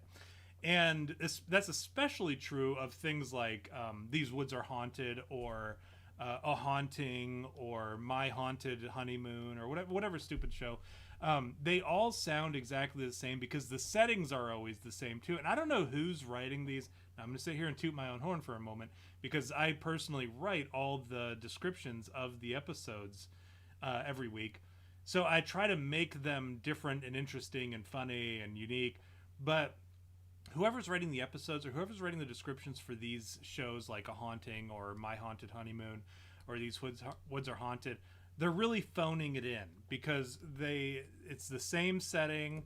And you know, it's a man and a woman, or a man and his brother, or that's like the only difference that you'll see is, Jim and his brother were out in the woods. This is the same on every episode. They came across a paranormal entity. The same on every episode, and they had to try to escape it. Same on every episode. And then the final thing will say something like, but they couldn't quite shake it, and they had to call upon some kind of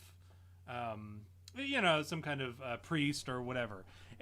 But those are like, it's almost like a Mad Libs of ghost stuff. So it'll be like, give me a person or a person. You're like, my brother. Okay. So you write brother or a brother. Then you'll say, okay, give me a verb about something that you would do in the woods. And you go, camping. So you go, was camping. And then, okay. And then you say, all right, now what sort of scary thing might happen when you're in the woods? A ghost, or there was a scary noise. Scary noise, got it.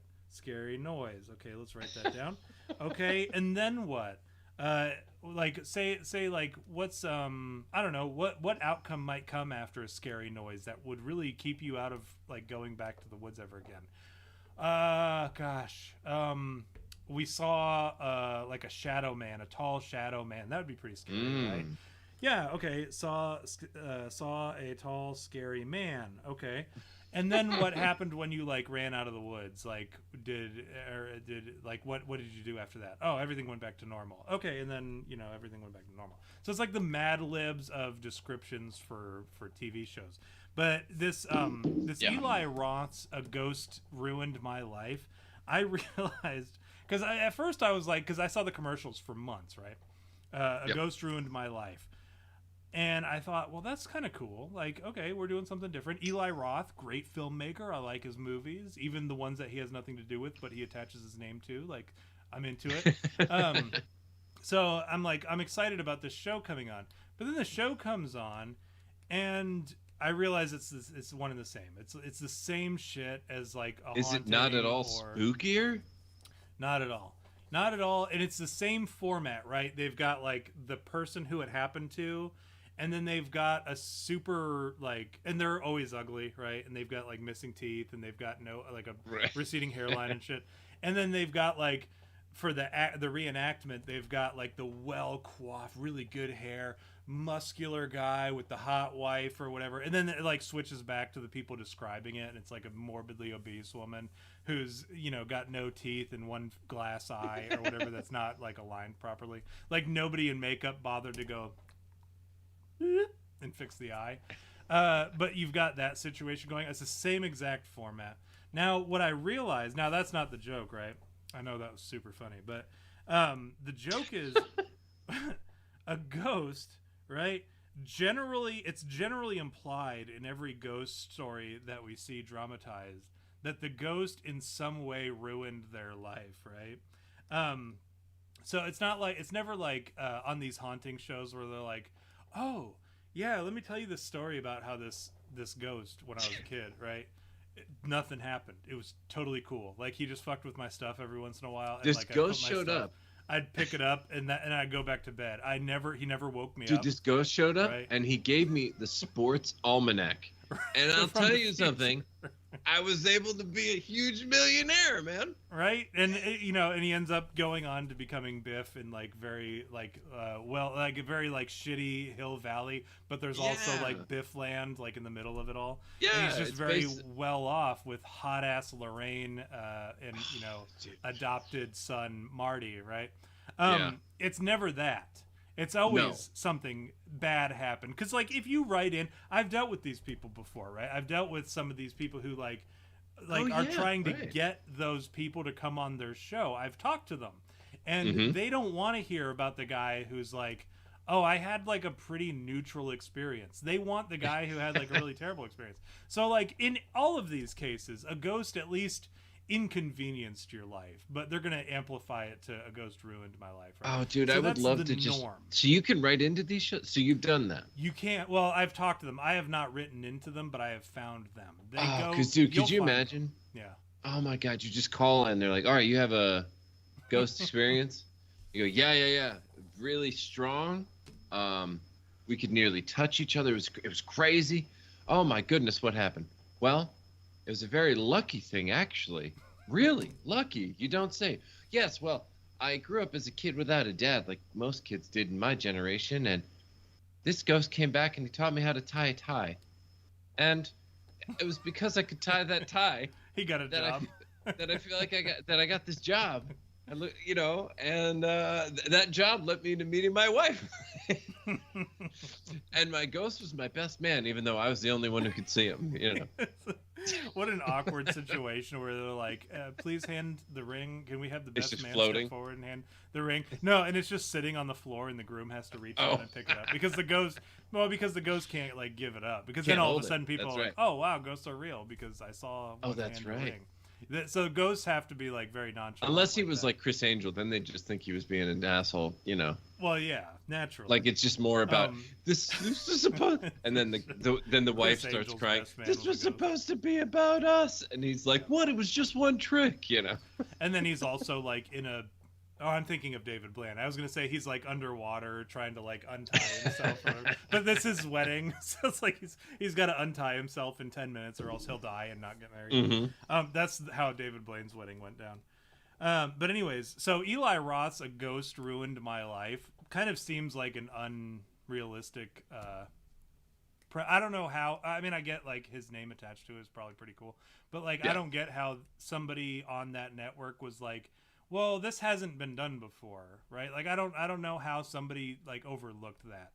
What I would like to see is I would like to see something that's alarming or surprising in some way, right? So like, you know, "A Ghost Ruined My Life," that's par for the course, right? We've seen that. Right. Like every show That's on all here you want to tell us, yeah. That's it.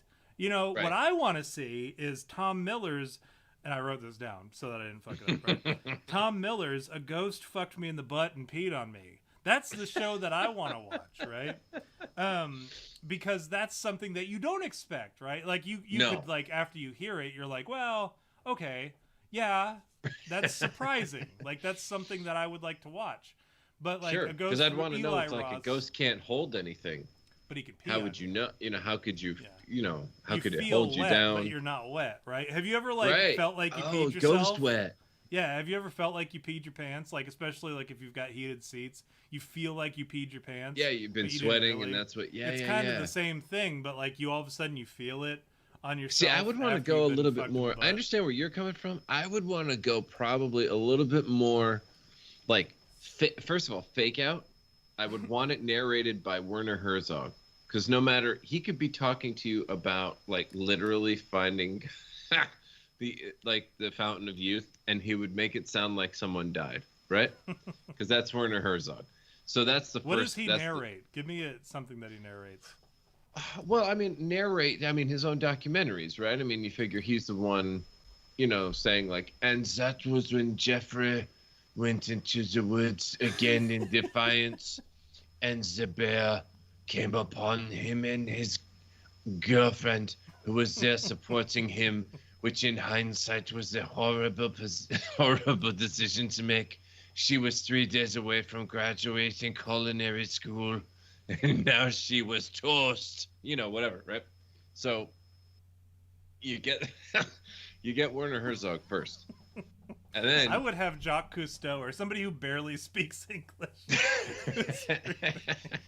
and so then that you you're make like it, watching it and it's not fun to watch at all because you're like trying to figure out. I would have Joe Biden narrate my show. Oh, so you don't want it to make any sense? No, I don't want it. I want it to be so absurd and so. He's goofy like, okay, that... so one day, I found a ghost, and he Come was on, doing man. my tack.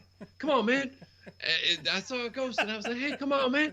And then he turned around. He said, what do you mean? I'm doing your taxes. And I was like, are you serious? And it turned out it wasn't a ghost at all. I walked over to the table, put the sheet off of his head, and it was Corn Pop at the pool. I said, come on, man. What are you, Ethel Hurst or what? Yes, but see how funny it would be to have Joe Biden, and you know you've got the. That'd be great. You know you've got the people who told the story, who like relate. They're like, I wrote down the story, and I'm also willing to narrate it or whatever. Like my parts, I'll talk about my parts and shit. But then you've got Joe Biden in the back trying to describe the story, in addition to the reenactment, and in addition to the people talking, like telling their own story. Then you've got Joe Biden saying, "Well, Hunter's is probably the smartest person I know." Come on, man. Yeah. You know. Who else? I said, Who else would be a walking free man when they lose an entire laptop full of secrets and then get caught on camera smoking crack and fucking their cousin? Hunter is the. Come on, He's guys. The smartest person I know. Come on, man. Honestly, who the hell can smoke crack and fuck their cousin and not get in trouble? You all talking about ghosts around here? This motherfucker's got a ghost dick. It's incredible. And somebody took a picture of him in a compromising position when he was naked with a prostitute. And I know you've been there. I know that you know that black people are stupid. right? Come on, man. Like when they rub my legs in the pool. Yeah, well, and everybody is going to want to criticize me for saying black people are stupid, and they're going to hear that out of context. But I was quoting Joe Biden, who has in fact alluded to the fact very much so many times that black people are stupid. Okay? Well, didn't he also say some shit like there was some other shit too. It was like recently I want to make... he said something. Yeah. Well, yeah, but this was like, and I'm paraphrasing because I can't remember exactly, but it was something along the lines of like, oh, I want to make sure that all minorities are as essentially all minorities can be as smart and as talented as white as smart kids. And as wealthy as white kids. That's right. Yeah, that's what it was. Because it was like wealth and intelligence. You were like, holy shit, dude, what the fuck? My favorite recently is when he said, you down here in Texas, you guys have you got 2 congressmen who look like and probably did play basketball growing up, and then you got one who looks like he could bomb somebody. And then you look at them, and it's 2 black guys and an Arab. 2 black guys and an Arab, dude. Holy shit. And you're like, imagine if anybody else in the world said that. And you know what's funny? And I'll say it. I'll be the one to say it. I love Joe Biden. He's a fucking idiot. Terrible president. But I love him to death because he says the most absurd grandpa shit. I don't have any incredible. Grandpas. I wish I did. I don't even. My dad passed away tragically in a tragic cancer accident. I know I'm not supposed to be laughing, but that's Jerry, good. why are you laughing at my dad having cancer? No, he died in a tragic cancer. Well, because he got cancer by accident. as if that comes around by well, it technically is for the most part. Nobody gets cancer like purposely. Nobody's like out there. Dude, can I tell you something real quick? This was part of my bum out. This was the most minor, right? It was like all this existential crisis, right? And then on top of it, I'm on Telegram and I watched this guy do a radiation test on AirPods, and they've changed my life. Okay, I always talk with my hands. I'm on the phone with a lot of people all day for day stuff, and so to have the cords not be constantly getting wrapped up and all this, it's just wonderful. It's so freeing. I can walk around. It's awesome. And then I watch this guy, and he's like, yeah, basically, you're putting your head in a fucking microwave by using these things. And I'm like, dude, I mean, this makes my job easier, but I know this is essentially, like, immediate death. Like, what? Well, like I told you earlier, I said I was giving up on whatever, and I was willing to take medication, kill my liver off early for the sake of not having to go through that instance again. And sure you did. At a certain point, you get to where you're like, well, fuck it. I'm going to die of something, and so that's why I joke and I say he died tragically in a cancer accident. But, I don't have and that's where I was going with it was I don't have a grandpa. Grandpas are like notoriously racist. And grandmas, I still have one grandma, and she's the sweetest racist ever.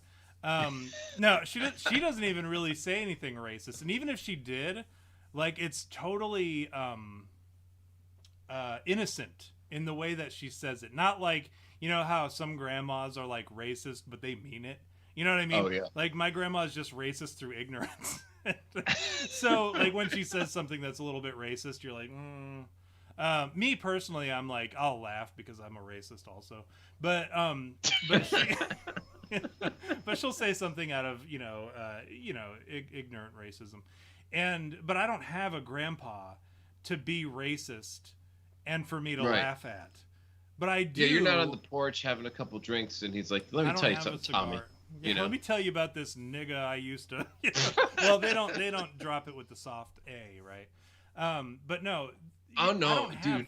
Here's the thing, though. If they're old enough, they wouldn't even use that word. That's how, like, you'd be sitting there going, "So there's this one time me and this colored fella," and you go, "Oh shit, here we go." All right. They're trying. And when they say no, I know. Fella, but are they trying? Because that was the way. That was how the fucking water fountains were marked. You know what I mean? Are they really trying, or is it just trying by today's standards? Right? No, but that's what I mean. Are they trying? You're saying that he's trying. I'm saying he just used his nomenclature from years ago. He's not like trying to sound better, and he could have said the N word. I'm saying he's just using what he knows. Right. So Yeah. if they say the N word, though, that's you're actively trying to be offensive, right? True. Even if you say it with the A instead of the ER. Hey, Chris, welcome to the chat, by the way. I want to make sure What's that up, Doug? now anybody who comes in, we gotta address them individually. Chris, welcome to the chat. Happy to have you. Also, is Steph? She's been here. I said her name with the I said her name. That's she's. Oh yeah, she's there a she very was. Good, she's a very good. My friend of the mistake. show, Yes. So. No, for sure. I just didn't see her earlier. Somehow I missed it. Okay. Anyway. But yeah, saying colored fella, that is because you got to remember they were like back then. That was just like nobody was telling you that was wrong. Not No, I know. like if you called somebody the N word, like straight up hard R, like you were intentionally trying to be hurtful. But There's if you never said, been a moment where that was like that was never the norm and an there was acceptable never, and a kind thing. That's like saying if you see a dog, this fucking mutt. That's the equivalent because you could be like, oh, look at this dog. That's like the neutral term, right? Hey, this is a dog. You're not addressing it by, you're not equating it to some kind of sentient level. You're also not calling it by its breed. You're not saying, hey, little buddy. You're not being kind to it. You're like, hey, look at this fucking mutt. And that's the N word, like with hard R. If you say, look at this color, or there's this colored fella, that's like saying, hey, there's this dog. That's just a thing. You're just, this is what it is, right? For a certain age bracket. If you're 25, then you're like, wait, what? Well, yeah. No, but my son, I told you about this last week, how my son said colored. He's a colored man or something. I said he's like, no, I thought that's what they were called. And I said, no. But that's the problem is we're at a point where it's so confusing. Like, I think it's coming back. Cannot say. Do you think there will ever be a time where like the N word will be more like appropriate than saying, I don't know, colored fella, or which one is worse? Like we're at a certain. I guess we're at that crossroads where it's like, which one is worse, the N word or colored fella? Because colored fella is frankly, it sounds nicer, but I'm sure if somebody heard that, especially a colored fella, if a colored fella heard it, he might be pretty upset. Whereas if I said the N word, they might be like, oh, ha ha ha, you fucking rascal. But I think we're at that weird crossroads. Anyways, Jerry, fucking. Well, to answer your I don't even remember what my question is. Probably what do they call those questions you're not supposed to answer? Hypotheticals.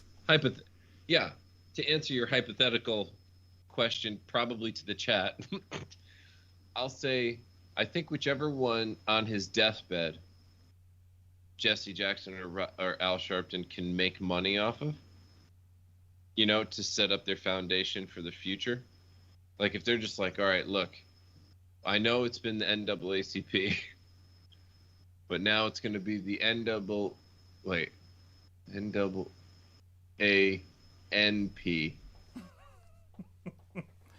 What does that what does that stand for, Jerry? Well, you said no. Wait, it would be NAAN, right? It's just N. NAAN, because it would go from National Association of the Advancement of Colored People, right? Instead, it would just go the National Association of Advancement of, and you're just, could you imagine on his deathbed, he's all fucked up, and you're like, what? And they're like, no, I have a foundation. Look, it's right over there. Holy shit. Jerry, Joe Biden already gave us $2 million. Guy. You're an Joe Biden. incredibly racist human being. Jerry, go ahead and do the whoopsies. We'll do a quick rundown. Here we go. All right. Now. Oh, let me get ready to do the noises. Yeah, these are in no particular order. All right. These are not meant to particularly laugh, particularly deceive, anything like that. But here we go. Tom, the feds. Okay. I need you to guess something. We're going to play a little Mad Libs here, Tom.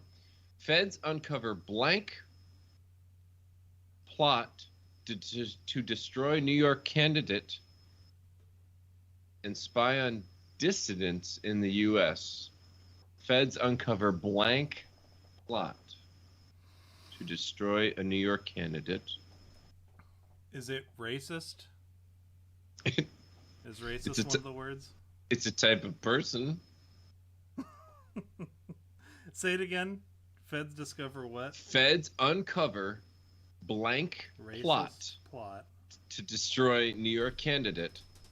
Spy on dissidents in U.S. Yeah. U.S. Jewish plot. I thought you would go there. No, Chinese. Oh. Chinese. Yes. And Tom, like most things Chinese in America, after 30 minutes they forgot all about it and were hungry again. Now. Or they broke. Okay, Tom, I know you won't be able to believe this because everything is safe and effective. Vaccine researcher, head of the director of the Mayo Clinic's vaccine research group, has developed blank after COVID shot, and he suddenly calls for further study. Oh, I read this article. Yes, you did. Of course you did. I shared it with everybody, but this is still. I forgot that sometimes I read, or I do. I read the weekly whoopsies or the weekly whoobies. I would say he probably developed myocarditis. No, I mean, hold presumably. on. Let me. Gosh, I don't want to give you the. I don't want to look it up, but I will say that. Don't do it. And for those of you in the chat, if you only followed us on Telegram, you would know this. He developed the retard one. He developed. It's the one that you can deal with. The stroke or the goofy face one. You're talking about Bell's palsy. That's the one. You're close. It does have to do with the skull, I guess. Tinnitus. Oh, that's yes. right. That's right. Developed tinnitus after coof. After saying every inappropriate version of the words. That it made him tarded. Guys, the one who made him a stunod, but like permanent. The one with the goofy face. The one with the goofy face. Well, he's got a certain. Did you ever watch the movie it's not Step Brothers. It's called Brothers Solomon. I don't think I have. And Will Forte. You will laugh your ass off. It's probably one of the funniest movies I've ever seen.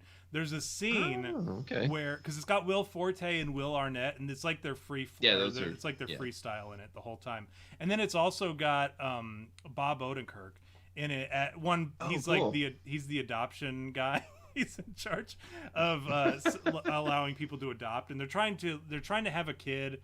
Because their dad is dying. The whole premise of the movie is their dad is dying, and he said that his only regret is that he never got to be a grandfather.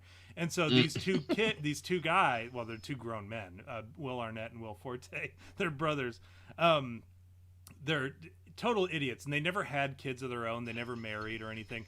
And so they're trying to rush to find a way to have a kid, and they're not successful. But then they try to find alternative means, one of which is through adoption.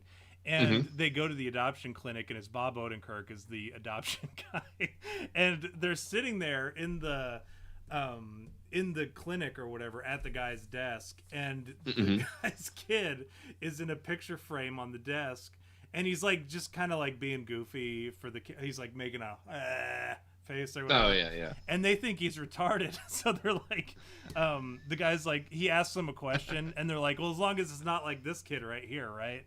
The guy's what do you mean? And he's oh, he's got something wrong with him, right? He's got some kind of disease. He's pretty retarded. He's oh, he's got Bell's palsy he's he said, I think one of them calls him retarded, and the other one says, well, the appropriate name is Bell's palsy, right? And he's he's clowning for the camera. And then they go, funny. He goes, Will Forte's God's little clown, right? And the dude's get the fuck out of here. But that movie, I'm telling you, as far as laughs per minute go, The Brothers Solomon is in my top 5 movies ever. It's very, very funny. Really? And I highly encourage it. Yeah, you will laugh your ass off. Go ahead, though. Well, fantastic. I will okay, so I can't believe this. right? I can't believe I have to say this. Tom, British scientists said flawed PCR test mistook blank and blank for COVID-19. It's not. Flawed? Yeah, flawed PCR tests mistook blank and blank for koofies. All right, Jerry. Well, I'm going to be... Let me see if I can... I like how you switched the script on me. You flipped the script on me. Now I'm the one who has to play these games, and I'm having a hard time. Now you're playing the game, yeah. I realize it's tough. I respect You're you on the spot, right? I respect you for the game that you... You're on the spot. I'm on the spectrum. Let's get into it. God's special little clown, right? So it mistook two diseases or two things. Yeah. I have read this because, like I said, I read your. I like how you give the same thing, so you're like testing me to see whether or not I read your articles. Yeah. Just the headlines. know I'm not what even they asking are. you for more than that. I read this article, but to be funny, Don Trout in the chat. Welcome, Don. He said HIV and Ebola, which is probably pretty close to what I was going to guess. I was honestly going to guess, if I didn't know what you were actually talking about, which rhymes with who and bold, I think, right? I would...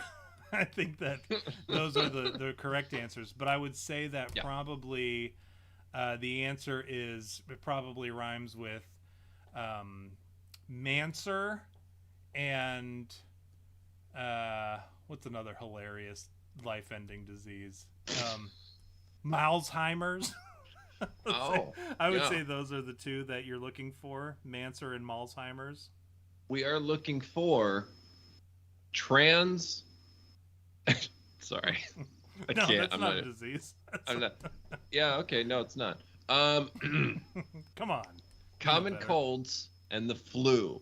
So read the whole sentence for me again with the words in it. British scientist says flawed PCR tests mistook common colds and the flu for the coof. So what are the implications of that, Jerry? Like what yeah. Why is that a big deal? Yeah, here's a quote for that. Many people may not have been infectious despite getting a positive test. And by the way, when the fucking idiot says infectious, that also means like, dude, how about they didn't have it? Like, forget, because infectious applies like, because it keeps saying you have no symptoms and this or that. No, he just didn't have. They didn't have it. It was like you might have had a cold or the flu. All right. Here's one. All right, Tom. Here we go. A box of blank intended for scientific research was stolen in Denver Thursday. Someone broke into the truck in broad daylight and stole the box along with a dolly. Yeah. Of course, because the box was heavy. These people are pussies. All right? I like the clue that you just gave me. The answer is dicks. A box of dicks. Was taken. Final answer, Jerry. And not final heads, answer. Dicks. Box of dicks. Well, they are heads, and they could all have come from men named Dick. However, a box of human heads was stolen in Denver. Now, Tom, this one doesn't have a fill in the blank. This one I'm going to embarrass myself. 9 dead, including 6 students and a coach, in a crash involving University of Southwest golf teams. Did you know that? No. You had no idea. Say it again. Yeah. So there's 9 dead, including 6 students and a coach in a car crash involving University of Southwest golf teams. 9 dead. Did you know what the worst part of that is? I don't know, Jerry. It was a par 6. Par 6. Toasty! I still did it for you, even though that wasn't a word. Thank you. Yes, thank you. That was what I was hoping for. That was the one I felt like deserved it the most because I said such utter bullshit. Okay. Don Trout said that it was a box of condoms that was stolen. I want to talk about that. Jerry, can I talk about that for a minute? Or I'd like to talk to you about it real quick. Okay. I know we're like 18 minutes over, but we can round it up to the 11. We've never gone over before. They'll be patient. No, I'd hate to be this first time. I mean, but that's why we kind of give ourselves a buffer afterwards. That's right. That's why you give me a buffer after. That's a blowjob joke for anybody who's not aware. For those of you who grew up in a different era. It's some of those heads in the box. Anyway. Speaking of heads, what did I say to you? I did a joke about the heads to you. Here's the thing that you guys don't realize at home is that Jerry and I like do jokes off the air as if we're on the air. And Jerry sent me this article earlier this week, and I did a joke about it. But my concern with this situation was like, before I did the joke, because I had some issues with the story, was like, because what I understand is like the heads were just kind of like loosely left in a van or something. And they were in a van. Yeah, and the people who stole them were able to gain access to heads. Now, there's a lot to unpack with that, aside from the heads that you would ultimately unpack at some point. But like, why were their heads in a box in a van, unsecured? Because that's a big thing, right? Oh, yeah, and Don Trout said the term is a fluffer. Fluffer is different. That's like the guy who kind of like works on the dick to get cups it to and like, tugs. Yeah, he's got to get it a little bit bigger to go into the scene. The other thing that we said, which I've forgotten now already. Blowjob in a box, I think. Yeah, that's a different thing. Fluffer. You're thinking of the thing that we just said just now. Shit. So you went right back to where we were at. But no, so... Buffer. We had a thing. Buffer. Okay. Yeah, we give ourselves a buffer after the show. Yes. That's a different And then I smear fuff or nutter. All right, never mind. All right. With what's the shada? My shada and my flocka. Flocka my waka. That's all the same. It's all from the same thing. That's right. Now, we had a thing where if you have you have sensitive items, so like, I don't know, like nods, the night vision goggles, you have weapons of any kind, you have all these things. These are sensitive items, right? ACOGs, the attachments that go on the rifles. These are all sensitive items. You can't leave them out. They have to be secured in some way, whether it be in the arms room or they have to be secured to the weapon, which the weapon in itself is secured when you're not actively holding it, which holding it is a form of securing it, right? So human heads, I consider to be sort of like a sensitive item, right?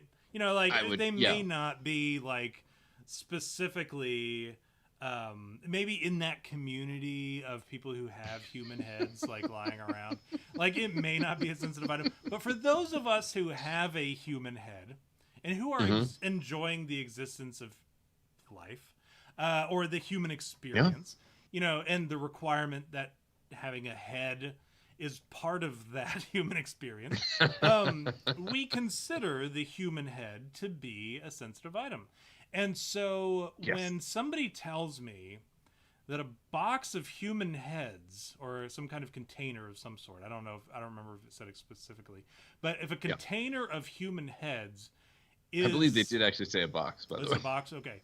So if a box of human heads is left unattended in such a way that anybody can just gain access to it, that's a problem, okay? And we need to address that.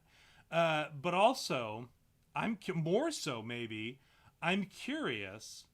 what did these people do with the human heads when they discovered that they had human heads, right? Yeah. What happened there, Jerry? And also, what was the joke I said, because it was really funny, and I want you to... I tried looking it up, and I think it's so far back in the I just have taken such a long time trying to find it and listen to... I haven't found it. So unfortunately, we're a little bit stuck on the joke. But I would say, Tom, if you wanted to know what they did with the heads, you would have to go back to the documentary 8 Heads in a Duffel Bag. I remember Joe Pesci, the narrator, Joe Pesci. That's right. Get a load of these heads over here. That's it. Hey, over here. Who got all these heads over here? All right. You know what? There's a story I heard about Joe Pesci, by the way, while we're on the topic of him narrating that documentary. There was a story I read about a kid he's a grown man now, but he was telling the story about how he met Joe Pesci at the Newark airport, which is kind of like where you would expect to see Joe Pesci. If ever, like, you were wondering where you might find Joe Pesci, the Newark airport is the answer. That's where you're most likely going to encounter Joe Pesci. And I know you living in that like region of the world, like you can I could go find him. Yeah, you would definitely. I should go ask him by next week. Ask him what's going on with these heads. So there was a story that I read about this guy who, when he was a kid, he was at the Newark airport and he saw, and it was right after Home Alone came out. And he said that he ran into Joe Pesci at the Newark airport. He and his dad had gotten off the airplane, bumped into Joe Pesci. Then his dad recognized him, and he recognized him from Home Alone. And he said, "Oh, hey, fucking Marv, or no, he's Harry, right?" He's like, "Hey, oh yeah, Harry from Home Alone." And he goes, "Yeah, hey kid," and they're talking, and he says, "Do you want a picture?" And finally, he goes, I guess he gives him an autograph or whatever. And, the typical life of a celebrity. He gives him the autograph, and he's like, "You want a picture?" And they take the picture, and which probably was on a disposable camera at the time or whatever. And they take the picture, and he goes, "Hey, kid, who's your favorite movie star?" And he goes, not knowing, he's a kid. He doesn't know a whole lot of celebrities, and this is his first celebrity he's ever met. He said, "Well, you, of course." And he goes, "Good answer." And he gives him like $100 bill. He puts in his pocket. Nice. And somebody commented on this story. I don't remember where I saw it, but somebody commented on the story. That's exactly what I expect Joe Pesci to do in that situation. Like, that's exactly the response. Joe Pesci asks, "Who's your favorite movie star?" "Well, you are, Joe Pesci." Joe Pesci says, "That's what I'm talking about." Stuffs $100 bills in your pocket and walks off to his airplane. So, and then when he goes and tells everybody on the plane about the story, he says, "These two Utes." Anyway. These two Utes. What? These what? Utes. These two Utes. This is. How come you don't talk like that, Jerry? You should talk more like Joe Pesci. I expect that of you.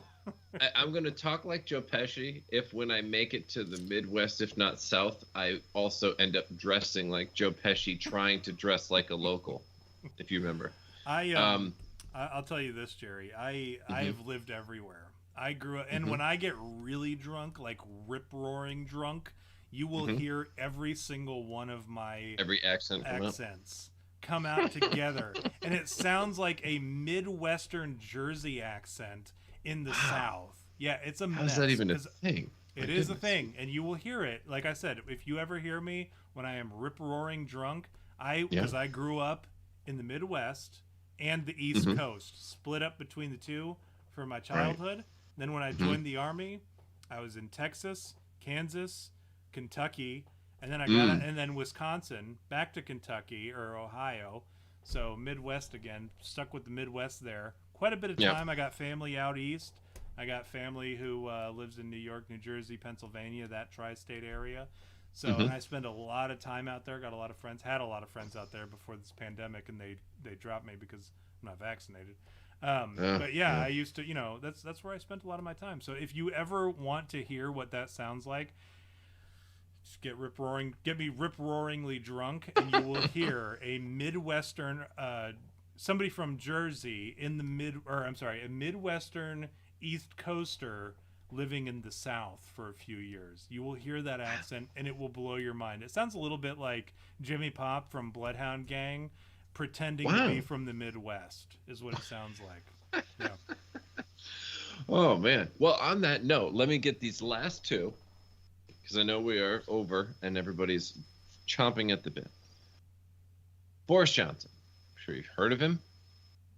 He has a girlfriend, and I don't know if you know this, but it turns out she starred in a satanic sex cult based on the writings of an unabashed occultist. And did some sexy stuff for Satan, I guess is the way we would put it. She did some sexy stuff for Satan. Whoopsie. Sexy stuff for Satan. Yeah.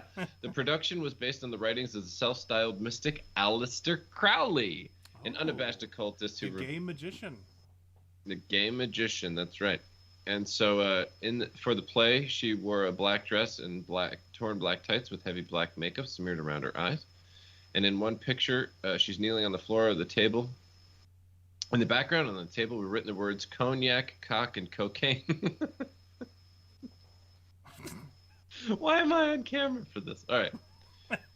Crowley's poem, Leah Sublime, includes foul-mouthed lines, straddle your beast, my masterful bitch, spit on me, scarlet mouth of my harlot, soak me in cognac, cock, and cocaine. And that's what this woman, who is Boris Johnson's girlfriend, did one time in a play. Now, I realize that might be a little disturbing, so we're going to get a little lulls in before we go, Tom. Tom.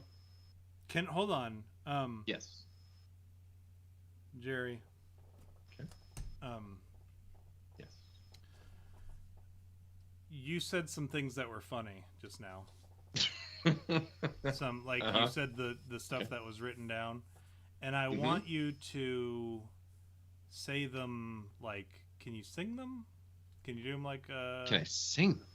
Can you do it can you do it different so that it's I don't know, like a country western song, or can you do it maybe? Oh, I see. Maybe do it like Shakespearean, kind of like the Hamlet, to be, can you do it do something different with it so that people will remember it? Let's see here. In one picture, she is kneeling with a table in the background. On the table are written the words cognac, coke, and cocaine, a reference to one of Crowley's most notorious poems. How was that? Is that all right? I like it. That pretty good? All right, and you know let's what? see it if makes it more. I'm gonna sing it. I'm gonna sing it country-wise. This next one. Now remember, this is Crowley's poem, Leah Sublime, and includes very foul-mouthed. Imagine, ladies and gentlemen, listening. About this guy before. Right, but let's imagine, ladies and gentlemen, you're hearing like a Time Life Books country CD, and they're playing bits and blobs. You know how it is, like bits and they'll play like a little Dolly Parton. They go, "You remember this Dolly Parton? It was not too far." Right, and then they'll go, and then don't forget, so Waylon Jennings, blah blah blah. Right. I'm in the middle of that now, and they're going, and this was Aleister Crowley's, whatever it was, I guess. Oh yeah, Aleister Crowley's Leah Sublime.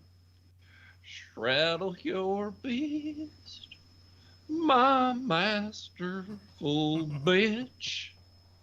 Spit on me, scarlet mouth of my harlot. Soak me in cognac, cock, and cocaine. I like Good? it. Thanks. I think we did it. Now, Tom, this last one, I just pulled out of the thin air. Let me ask you this. Here's it's fill in the blank. All right, and the ladies in the chat, if you're still there, I need your input on this one. Woman's UTI was actually blank, lodged in the bladder for 4 years. Give it to me again. Yep. This woman's, quote, UTI was actually blank, lodged in the bladder, her bladder, for 4 years. Yeah. Yeah.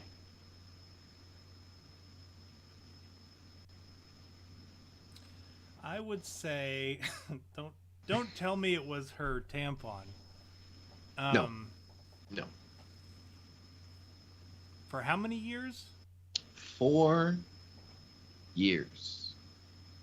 A condom? Nope. Here we go, Tom. No, hold on. Let me keep guessing. Oh. Let me keep guessing. Okay.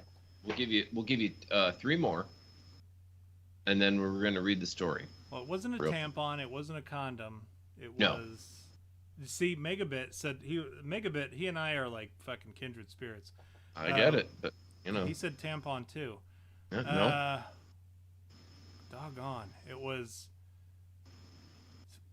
wasn't a. It can't be a dildo. It's got to be something small enough.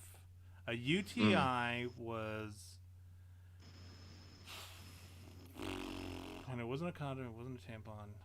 What other things end up in there? I don't know. A fingernail? Like a press-on fingernail? Was it a press-on fingernail? Not a press-on fingernail. I don't know then. I give up. I fucking give Give up? Yeah. All right, here we go. Okay. I'm going to dance around it for a second here. Okay. Dance around it a little bit. You should know, by the way, her case was published in a medical journal, including the astonishing scan and image of it. A woman who doctors thought had a UTI and had come into the hospital complaining of typical lower UTI symptoms such as leaking, gross. It turns out, Tom, instead of a UTI, she actually had a glass tumbler stuck in her bladder for 4 years. It was encased by an 8-centimeter wide bladder stone, which are normally so small they are hard to see with the naked eye. This woman from Tunisia revealed she had used the drinking glass as a sex toy for a number of years before. Jerry, I would have never guessed that. Why would you? I know. Well, I mean, it's, you know. Toasty! Look, I'm just saying it's more fun when you guess because it prolongs the suspense and then the incredible nonsense comes out. And I think it makes it even funnier. I think that's where I'm at with press-on fingernail would have made more sense, but I mean, that's fine. But we're not here to make sense. We're here to make lulls. We're here to tell the truth, doggone it. Yeah, that's it. Okay? So, that's it. She had... So, think about this, by the way, ladies. She reported that she had suffered cystitis, inflammation of the bladder, several times, but it had never been investigated. And she never had any blood in her urine, nor urinary incontinence, meaning she shoved a fucking... She shoved a fucking glass tumbler into her bladder and never had a problem peeing at all. You know, I remember reading about a lady who like fucked her husband for decades, and she went in for like some kind of procedure, and they mentioned that her hymen was completely intact, and they were like, "How have you been married for like 60 years or however long it was?" And she's like, "Well, sex has never been comfortable for me." But what it turns out was happening was this dude was fucking her in the wrong hole, and the whole time. And What? she just didn't know any better. Like, this is a different time. Come right? on. Yeah. So like her Stop. whole No, life, stop it. they never had sex the right way, and he was fucking her really tight urethra, and like she kept getting urinary Oh, tract come infections. on. Like, terrible. No. But that's the thing that I read. I don't know if it's true or not. Stop, I can't stop say, Jerry. it. I'm telling you, this is what That is not- This is what I read. Medical What? science is not for us to like or dislike. It's for us to accept as being true. That's true. As We're here to we've bring the known- facts.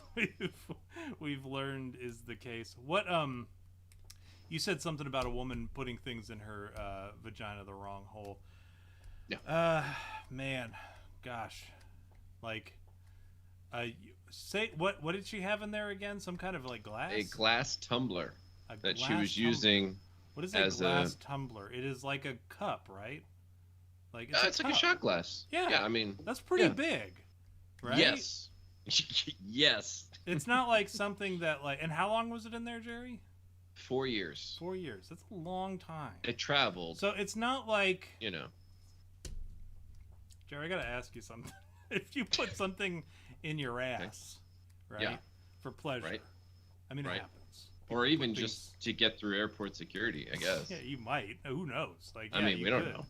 Yeah. I'm not going to judge anybody for putting something in their ass because I don't respect the TSA. Yeah. Fuck those I just guys. don't, and you will never get me to respect the TSA. I Right. don't consider them to be. They've never prevented any kind of. They serve No. as a deterrent, a minimum wage deterrent That's right. for terroristic attacks. I don't care but what they've time of day or what never- day it is. For example, Tom, if it's 9:10 or even 9:12, or maybe somewhere in between, I don't expect any. Okay. All right. Sorry. They have never prevented, like, if somebody tested them, they have failed every time. The TSA. That's has. right. That's actually there are actually That's a studies fact. on that. Yeah. Yeah. Yes. Actually, It's- studies on that. They have never prevented a terrorist attack. If somebody wanted to perform a terrorist attack on the United States using the airport again, Right. They could. But they because have molested more than 1.5 million old women. I believe. Did you know that? Is that a real Yeah. number? Because I No, believe I it. mean, I just imagine it is. That's probably accurate. I believe it. I think Um, I'm right. But I don't respect them. And for No. for, Why should you? So if you're putting something in your ass, Jerry, whether it be Okay. for that purpose, for TSA, Right. for getting through TSA, or if it's Mhm. for just for personal pleasure, For which fun. is fine too, because I'm not going to judge you. I know I mean, that there's you know. some stuff going on in the butthole, the male butthole, that Mhm. like it's worth digging around in there. Like, I get it. I have not ever experienced Uh-huh. that. However, yeah, I'm not above having, here while we're on the topic of vulnerability, my wife has, she has explored a little bit in that area, but Mhm. but I've never had like, I understand that Scientifically, you there's mean? a prostate in there. I understand that's there. Oh yeah. I've And heard so it's if there, yeah. people are in there digging around trying to hit that mark, good for them. Mhm. I think that's okay. Sure. I Yeah. think if you're doing it with a partner of the opposite sex, I think that's totally acceptable.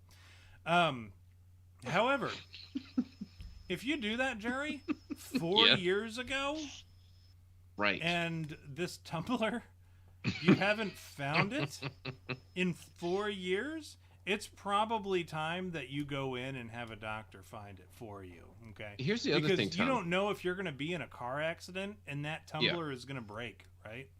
You don't Well, want she that. didn't know it was there. Here's the problem. How did she not How- know it was there? She How put it drunk there? do you have to be to miss she used it for masturbating purposes, right? And drinking, presumably. So you're Presumably, missing. You're assuming. I am. Yeah, you're right. I am. Maybe I'm giving her too much credit. Maybe she had her own. She had her own jerk cup. I don't know. But I guess what I'm saying Good night, is. Mike. By the way. Oh yes. Good night, Mike. Sorry to leave you on jerk cup, but maybe how do you, if that's your go-to, you understand? You would think even if you're missing it, like you fall down drunk and you wake up and all this, maybe by the next time you go to do it, you're looking in the cupboards and you're looking underneath the bed, or you're looking in the side drawer, something. You would eventually be like, oh. You're in the drunk drawer looking for something to jerk to. Yeah, you're like, where did that go? You know what I mean? You're like, I have my tape dispenser. I've got, I don't know, my stamp collection, whatever it is. Where did my Tumblr go? And she's from Tunisia. I'd imagine she just had like a 1989 soccer cup, kind of like a commemorative cup or something, and somehow she's missing it, and for 4 years didn't know where it was, and there it was, and that's. I don't know if they were able to take it out completely either, so I don't even know if Jerry, they don't tell took me it. that. What? I mean, what if they gave it back to her? Are you kidding? Don't tell me half truths here. I don't know. I'm just saying, what if they got it all out in one piece? And would she then take it back and go, oh, finally, I've been in such a bad mood for the last 4 years, I can finally go. Jerry, I got to ask you this. Yeah. We are people who are aware of our own mortality, right, on this program. Yep. We talked about it earlier. And there are some people in the chat very, who are very serious. Yeah. Yeah, Megabit says it was a set, and like she had to every year at Christmas time, her mother would come into town and be like, "Where is that other Tumblr, doggone it?" You know, and she'd be like, "Oh, I don't know." Could you imagine if it was idea. like one of those Russian doll situations where she was just missing like the third one? Yeah, know? And then people are like, "Why does it seem like it drops way down? Like it drops too far." That's a like, big to this height. Next one. Yeah, like what's up with this? Like it feels like there's one missing, and you're like, "No, this is how it came." There's I don't even know what one you're of talking these about. inside of me. But no, so the I don't know, Jerry. I don't even remember where I was going. Megabit made a point. It was a set, and I think that that's the cap on it. Yeah. So, gosh, I wish I remember. I felt like I had a really good joke lined up, but we are at the end of the show, and I am really drunk. And we are 45 minutes over what we were supposed to be on. So, which is anyways, good for us. Yeah, we're like 15 minutes short of or 16 minutes short of what we're supposed to be, or what we would normally be. So, Jerry, tell me that now. Here, let me do this thing. Let me do this joke because I'll forget to do it next week. So here, I realized. Well, first of all, I've been watching a lot of DAP, which is Dads Against Predators. And then I also watch, your Pop Squad, and I watch Colorado Ped Patrol. I watch these guys, which have some, like, as I'm, like, looking at these names, I'm like, you got to remember that when they introduce themselves, they're kind of like, hey, this is Prey on Predators. I'm a non-profit organization, or I'm Dads Against Predators. Like, these are, like, some pretty silly names to, like, when you're calling the police and you're like, hey, this is so-and-so. This is Dads Against, or this is, Colorado Ped Patrol. We're an online organization. Like, you would think that, like, you have to think ahead, right? So you want to have a name that's, like, pretty decent that you can, like, talk to the police officers and be like, hey, this is, I got a serial predator down here. Who is this? Oh, Smurfs are cool. Yeah.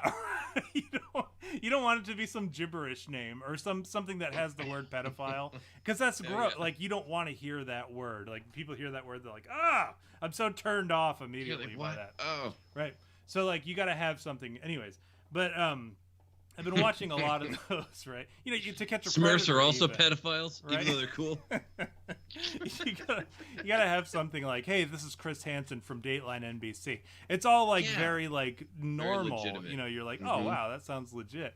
But when you're like, hey, this is Dads Against People Who Fuck Kids and Fuck Kids in the Mouth, a subsidiary of People Who Fuck Kids in the Butt. Dude, could you imagine? By the way, you're a self. Dude, you're the subsidiary. You know what I mean? They're like, no, we're the big corporation, but we were thinking of branching out into more specific areas. What do you mean? Well, we take on all pedophiles here at Dad's Pop Pedophiles in their Peener, but we want you to specifically take dads who pop. It's terrible. Jerry, I know where this is going. You don't have to. We want you to get pedophiles who pop the peeners in their. Or as we like to call it, the acronym. Pedophiles who pop the peeners in their back molars, whatever. Oh, and anyways, and then the cops at this point have hung up the phone. The dispatcher is like, I'm tired of this. I can't do this anymore. I quit. You're like responsible for... I heard 3 car accidents where children died. Now this, I'm done. And I can't do this today. Some guy was saying all sorts of gross words to me in his title of his organization, his nonprofit organization. But I've been watching a lot of those. And also, by the way, you say that there's subsidiaries and like it's a joke, but there's actually Dads Against Predators South Carolina. And like it's not the original Dads Against Predators. They're franchising? But they're franchising, yeah. Oh, so this is a real thing, and I've been watching better than his a Subway stuff. chain. I don't like their stuff. I don't like this new guy. He's like, he pisses me off. But anyways, so I'm thinking, like we watch this stuff, right? And we think, man, these pedophiles are dumb as fuck. Like, right? Like even if you look at them like generally, like these criminals, right? If you just look at them as criminals and not necessarily as pedophiles, which is like bumps them down a couple layers. You literally got caught by guys who can't name their business properly. Right. Yeah. DPPPP, DPPP. Right. I'm on the DPPD. You down with DPPD? What does that mean? It sounds like those old cartoons. It sounds like those old cartoons where they're like pretending to be a news agency. Oh, yeah. Where it's like DPPD. But that's the guy's organization. But you know, you look at these people, and you think, man, these guys are fucking dumb, and they you know, you would think that they'd be better at this, but they never are. They're always like, if you watch the videos, like you watch these people and they are so dumb. They are stupid people. And they are like borderline retarded. You might think that they're retarded. Some of them are. Some of them, they mention, they're like, I have a learning disability, and that's an issue, right? Right. And you're like, okay, well, I get it. It's not forgivable, but you know, I get it that you're retarded. You're on the spectrum or whatever. And that may have contributed to your thing. You don't know, but you know right from wrong based off of the conversation that you had. And they make a good case for that like these people, they're like, you're not a cop, are you? And they know. So what I wondered, and this is what I realized as I've watched, because I've watched literally hundreds at this point. I've watched literally hundreds of episodes of these predator catchers. And I think about I feel like these people, the ones that we see, they're so fucking stupid, right? And especially like the Canadian ones. I love the Canadian guy. I don't remember his name, and I wish I could plug his show right now because he's so good. Megabit, if you're in the chat still, tell us who that Canadian guy is that we watch. But he's so funny, but he only ever nabs people who are like clearly retarded, and I feel a little bad for these retards, but they but you know, I think about that's like par for the course, right? Like most of these people that they catch, they're people that you're like, oh, I expect this kind of person to be caught for this kind of action, right? I expect this person to have been caught for doing some bullshit, like trying to fuck a kid. But like it was either that or going to be screaming about apples in the middle of the Walmart. Right. So these he says CP catcher.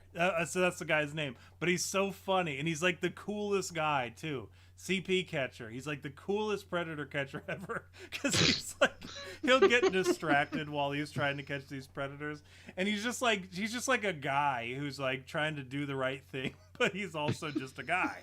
So he's just like, oh man, look at this fucking car. This fucking car is so stupid. And he'll like laugh at the car as it drives by. But he's like, come on, man, you can't be doing that, right? So he's in the middle of trying to He's like either he's right in between the good guys and the bad guys. He's like the neutral guy. He's true neutral. But That's anyways, incredible. but he's so funny, and I love him to death. But he's only got like a handful of episodes, so you can like burn through his entire catalog real quick. I sent it to Megabit. I send him all my stuff. Anything that I get that I find, like whether it be like really gory videos or whatever, I send it to Megabit. Or like predator catcher shit, I send it to Megabit, because he's like I said, he's like my kindred spirit. Like he's like that guy. Real cool guy. If you're not friends with Megabit, be friends with Megabit, because you know he's a cool guy. Oh god, I'm like plugging Megabit now. He's like a fan of the show. I gotta plug our fans. But anyways, he so my thing is with these pedophiles, right? Because that's the consensus among pedophiles. Here's the thing about pedophiles, all right, guys? I don't know if you know this. Let me clarify. Let me clarify my position on pedophiles, all right? As if you didn't already know. So, you know, that seems to be the general consensus. Like, people who get caught by these pedophile poachers, they're, like, typically stupid people, right?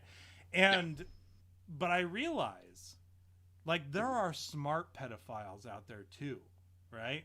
You know, and as we're looking at this, they always say, you know, the people that get caught, they're always like, well, this is my first time. At first, I didn't want to believe them. I didn't want to believe those people when they say, oh, this is my first time. I didn't want to believe them, because you hear it every single time. Every single time you hear, oh, this is my first time. You don't want to believe them. I believe them. Do you know why, Jerry? Because they get caught so easily? Because they get caught so easily. It's their first time. And my excuse is, you'd think that somebody who, like, consistently hooks up with kids would be better at hooking up with kids, right?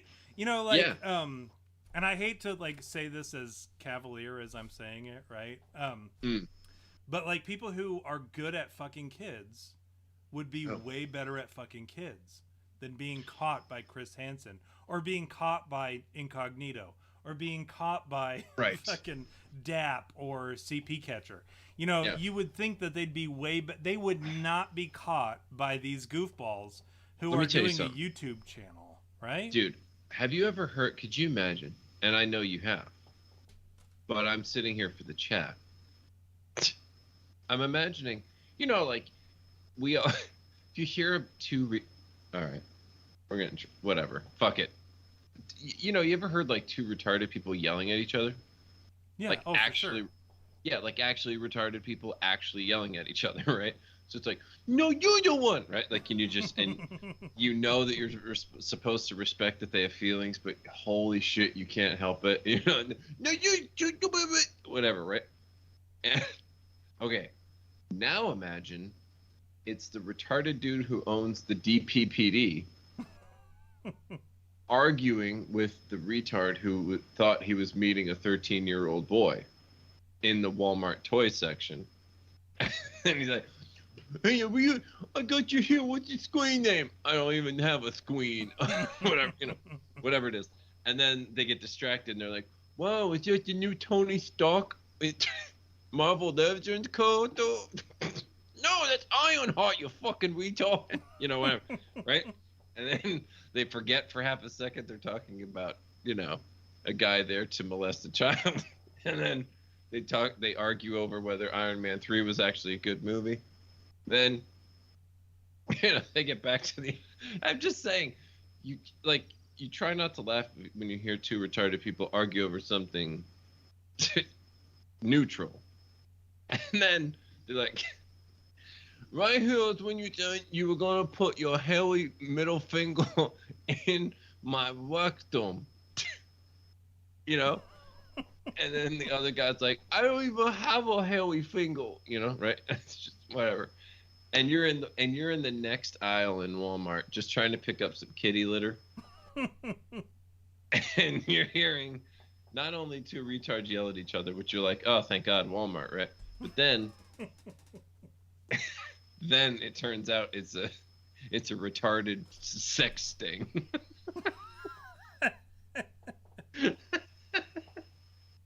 I just imagine that whole thing, you know? And then I'm also imagining, like, in the other part of my brain, you, Tom, sitting there with some popcorn going, fucking get him, Doug Dave, whatever your fucking retard name is, with the DPPD. You get him.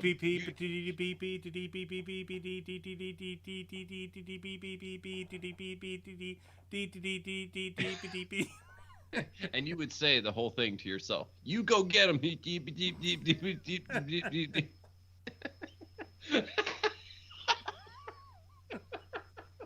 So fucking absurd. Anyway. That's where my mind went listening to you. So that's my opinion on that matter. Then the other thing that I wanted to say, that was just like that was supposed to be a very brief thing. I actually wrote this down. I wrote, you'd think they'd know of smarter ways to molest kids, was what I wrote down.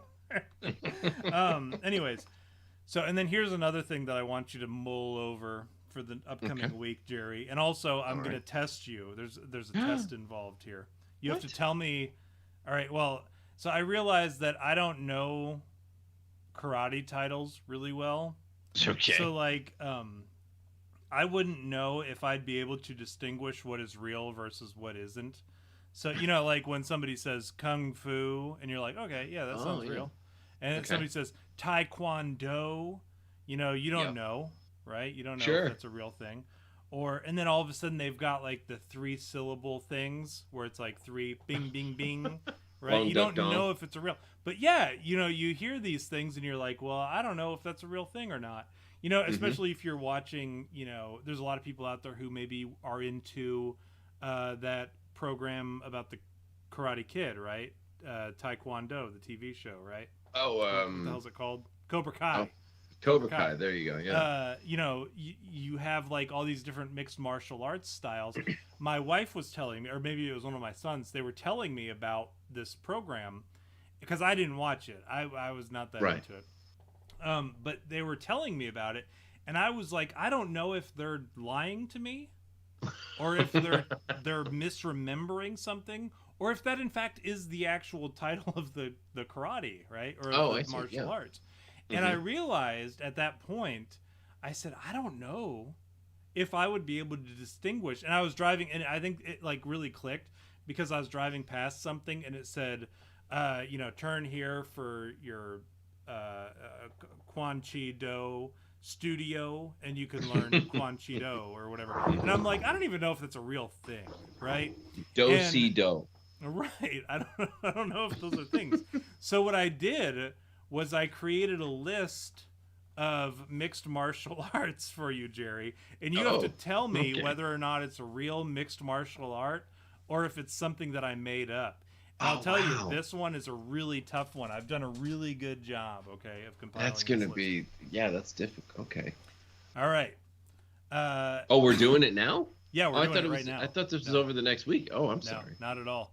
Don Trout says Italian martial arts is yo fangu.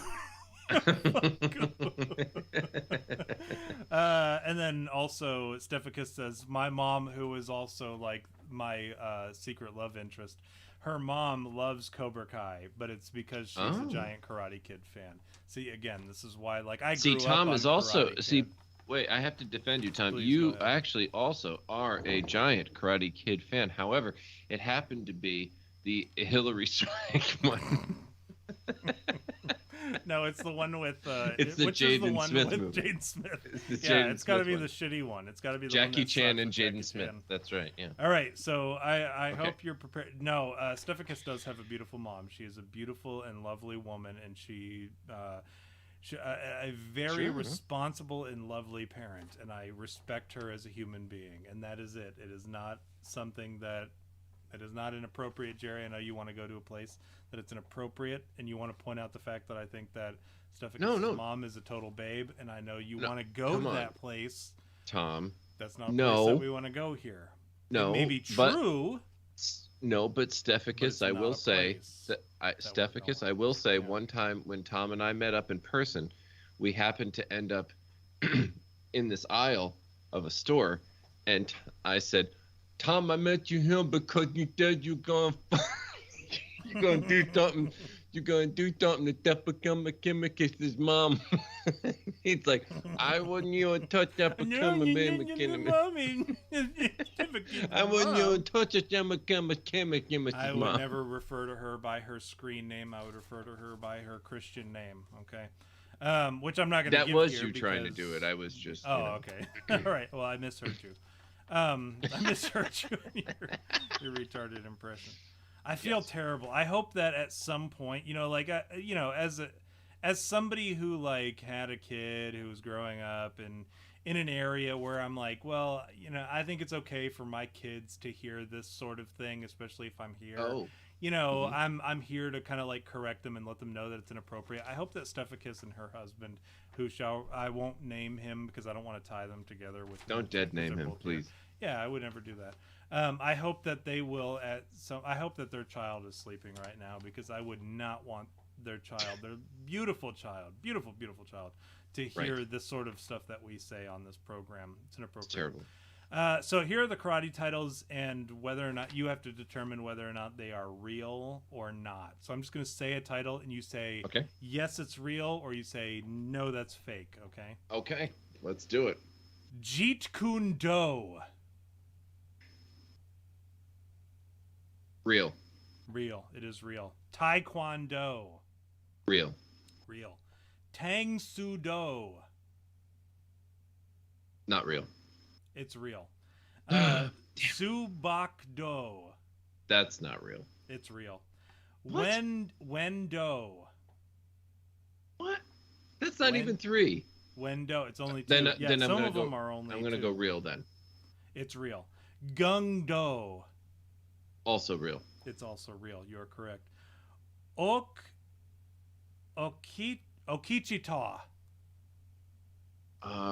Also real. It's also real. You are correct. Tire machete. Are you saying tire machete? It might be tire machete. It also might be T-Ray machete. Oh, but it also may be tire machete. I will let you know that this is a South American martial art. So yeah, more Filipino kind of. Well, Filipino would have been Eastern. No, Tom. Southeastern. They speak Spanish or whatever. Do they anyway, speak Spanish in the Philippines? I think so. Yeah. Real. It is real. Yep. 10th Planet Jiu-Jitsu. Fuck you. All right. That's not real. It's real. It is real. Fuck you. No, Jiu-Jitsu. it isn't. It is.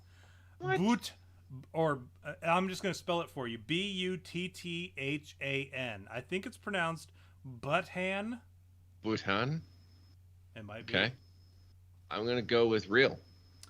Correct. It is real. Wing Chun. Everybody Wing Chun tonight. Wing Chun with my boot hand. I'm going to go real. It's real. Yep. Muay Thai. Also real. Yes. It's real. You're correct. Yeah. Jiu-Jitsu. Real. Yep. Brazilian Jiu-Jitsu. What about Jiu-Jitsu? Real. Real. Correct. Kenjutsu. That's jiu-jitsu specifically for Ken. Yes, that's real. Correct. You're correct. It's right. It's real. Sojitsu. That's real, obviously. So real. Yep. Judo. Real. Real. Yeah. Kendo. Real. Real. Yep.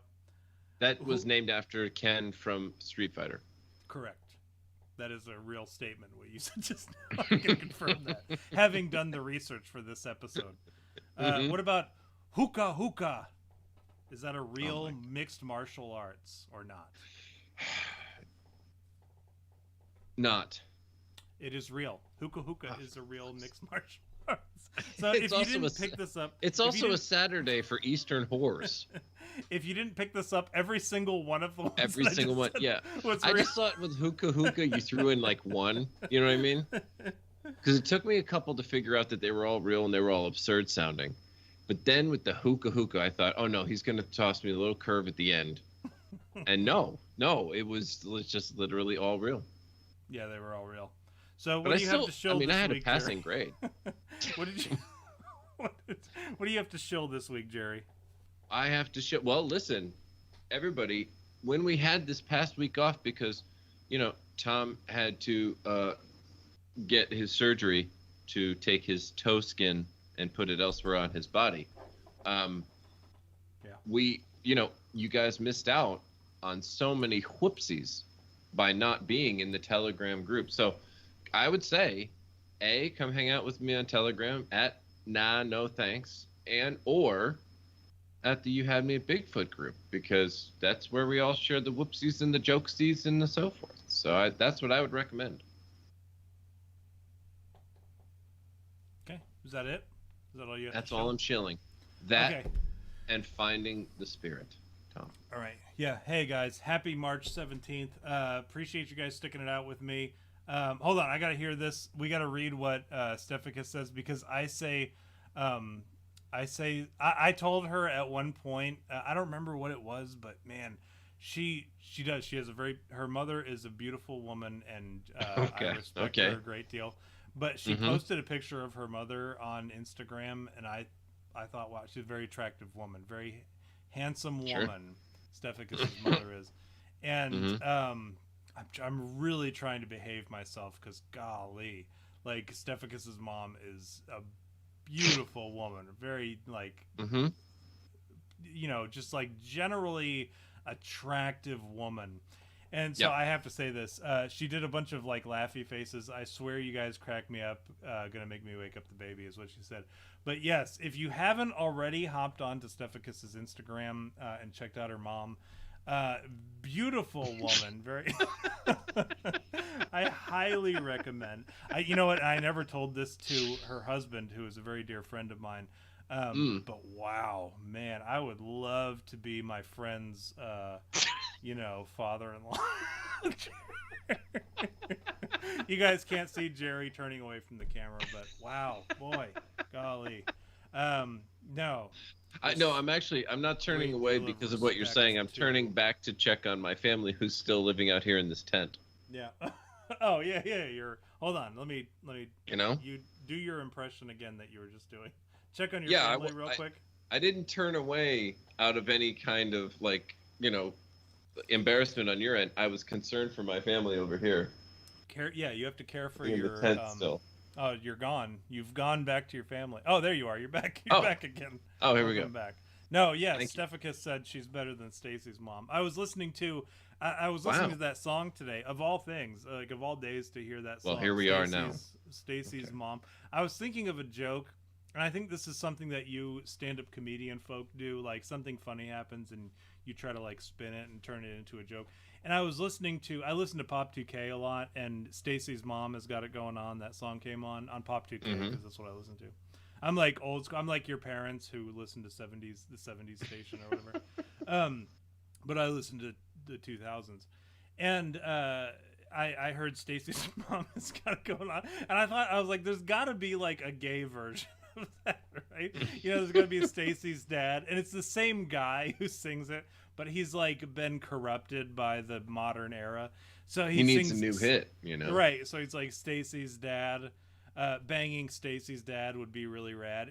There's got to be there's something there to that, but it's like the same. But the twist is that it's the same guy, and he was like super. So he just wants to bang mom, Stacy's family. But now he's like, well, I'm kind of into Stacy's dad now. Like Stacy's dad came home from work a little bit later, and like I'm seeing Stacy's dad, and he's changing after work. He's got a pretty good bod. I'm kind of like into that, but sure. I feel a little bit like maybe, anyways,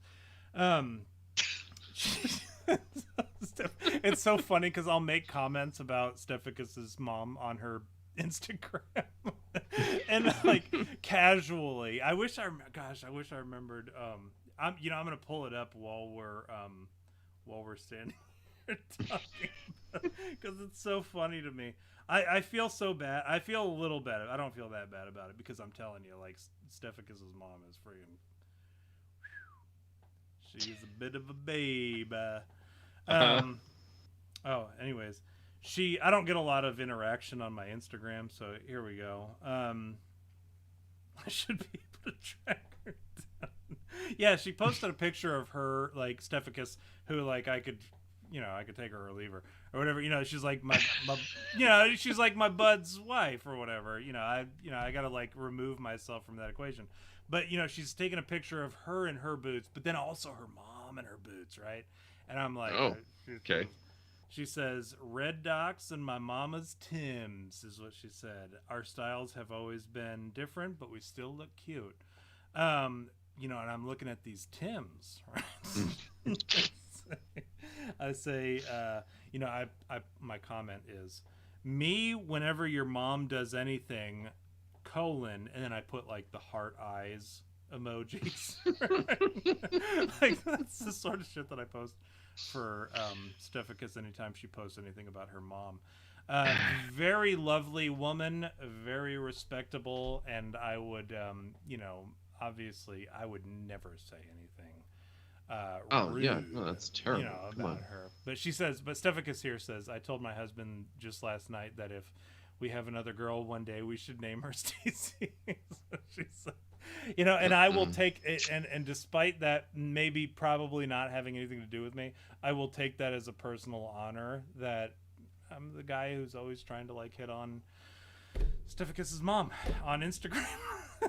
I should write a song about Stephicus's mom has got it going on, and I'll release it on Pop 2K. Anyways, appreciate you guys all tuning in. Now that Stephicus has hung up the call, and her husband, who shall remain nameless, has also had to turn off the live stream. Appreciate you guys all tuning in. Always a pleasure to have you here. Next week, I promise, Jerry and I have already talked about it. We are going to talk about magic and shit. And we're very excited. Yeah, we're talking about, he just ruined it. It was supposed to be a surprise, but since we talked about... Oh, no. I'm sorry. I thought we had mentioned it. We may have.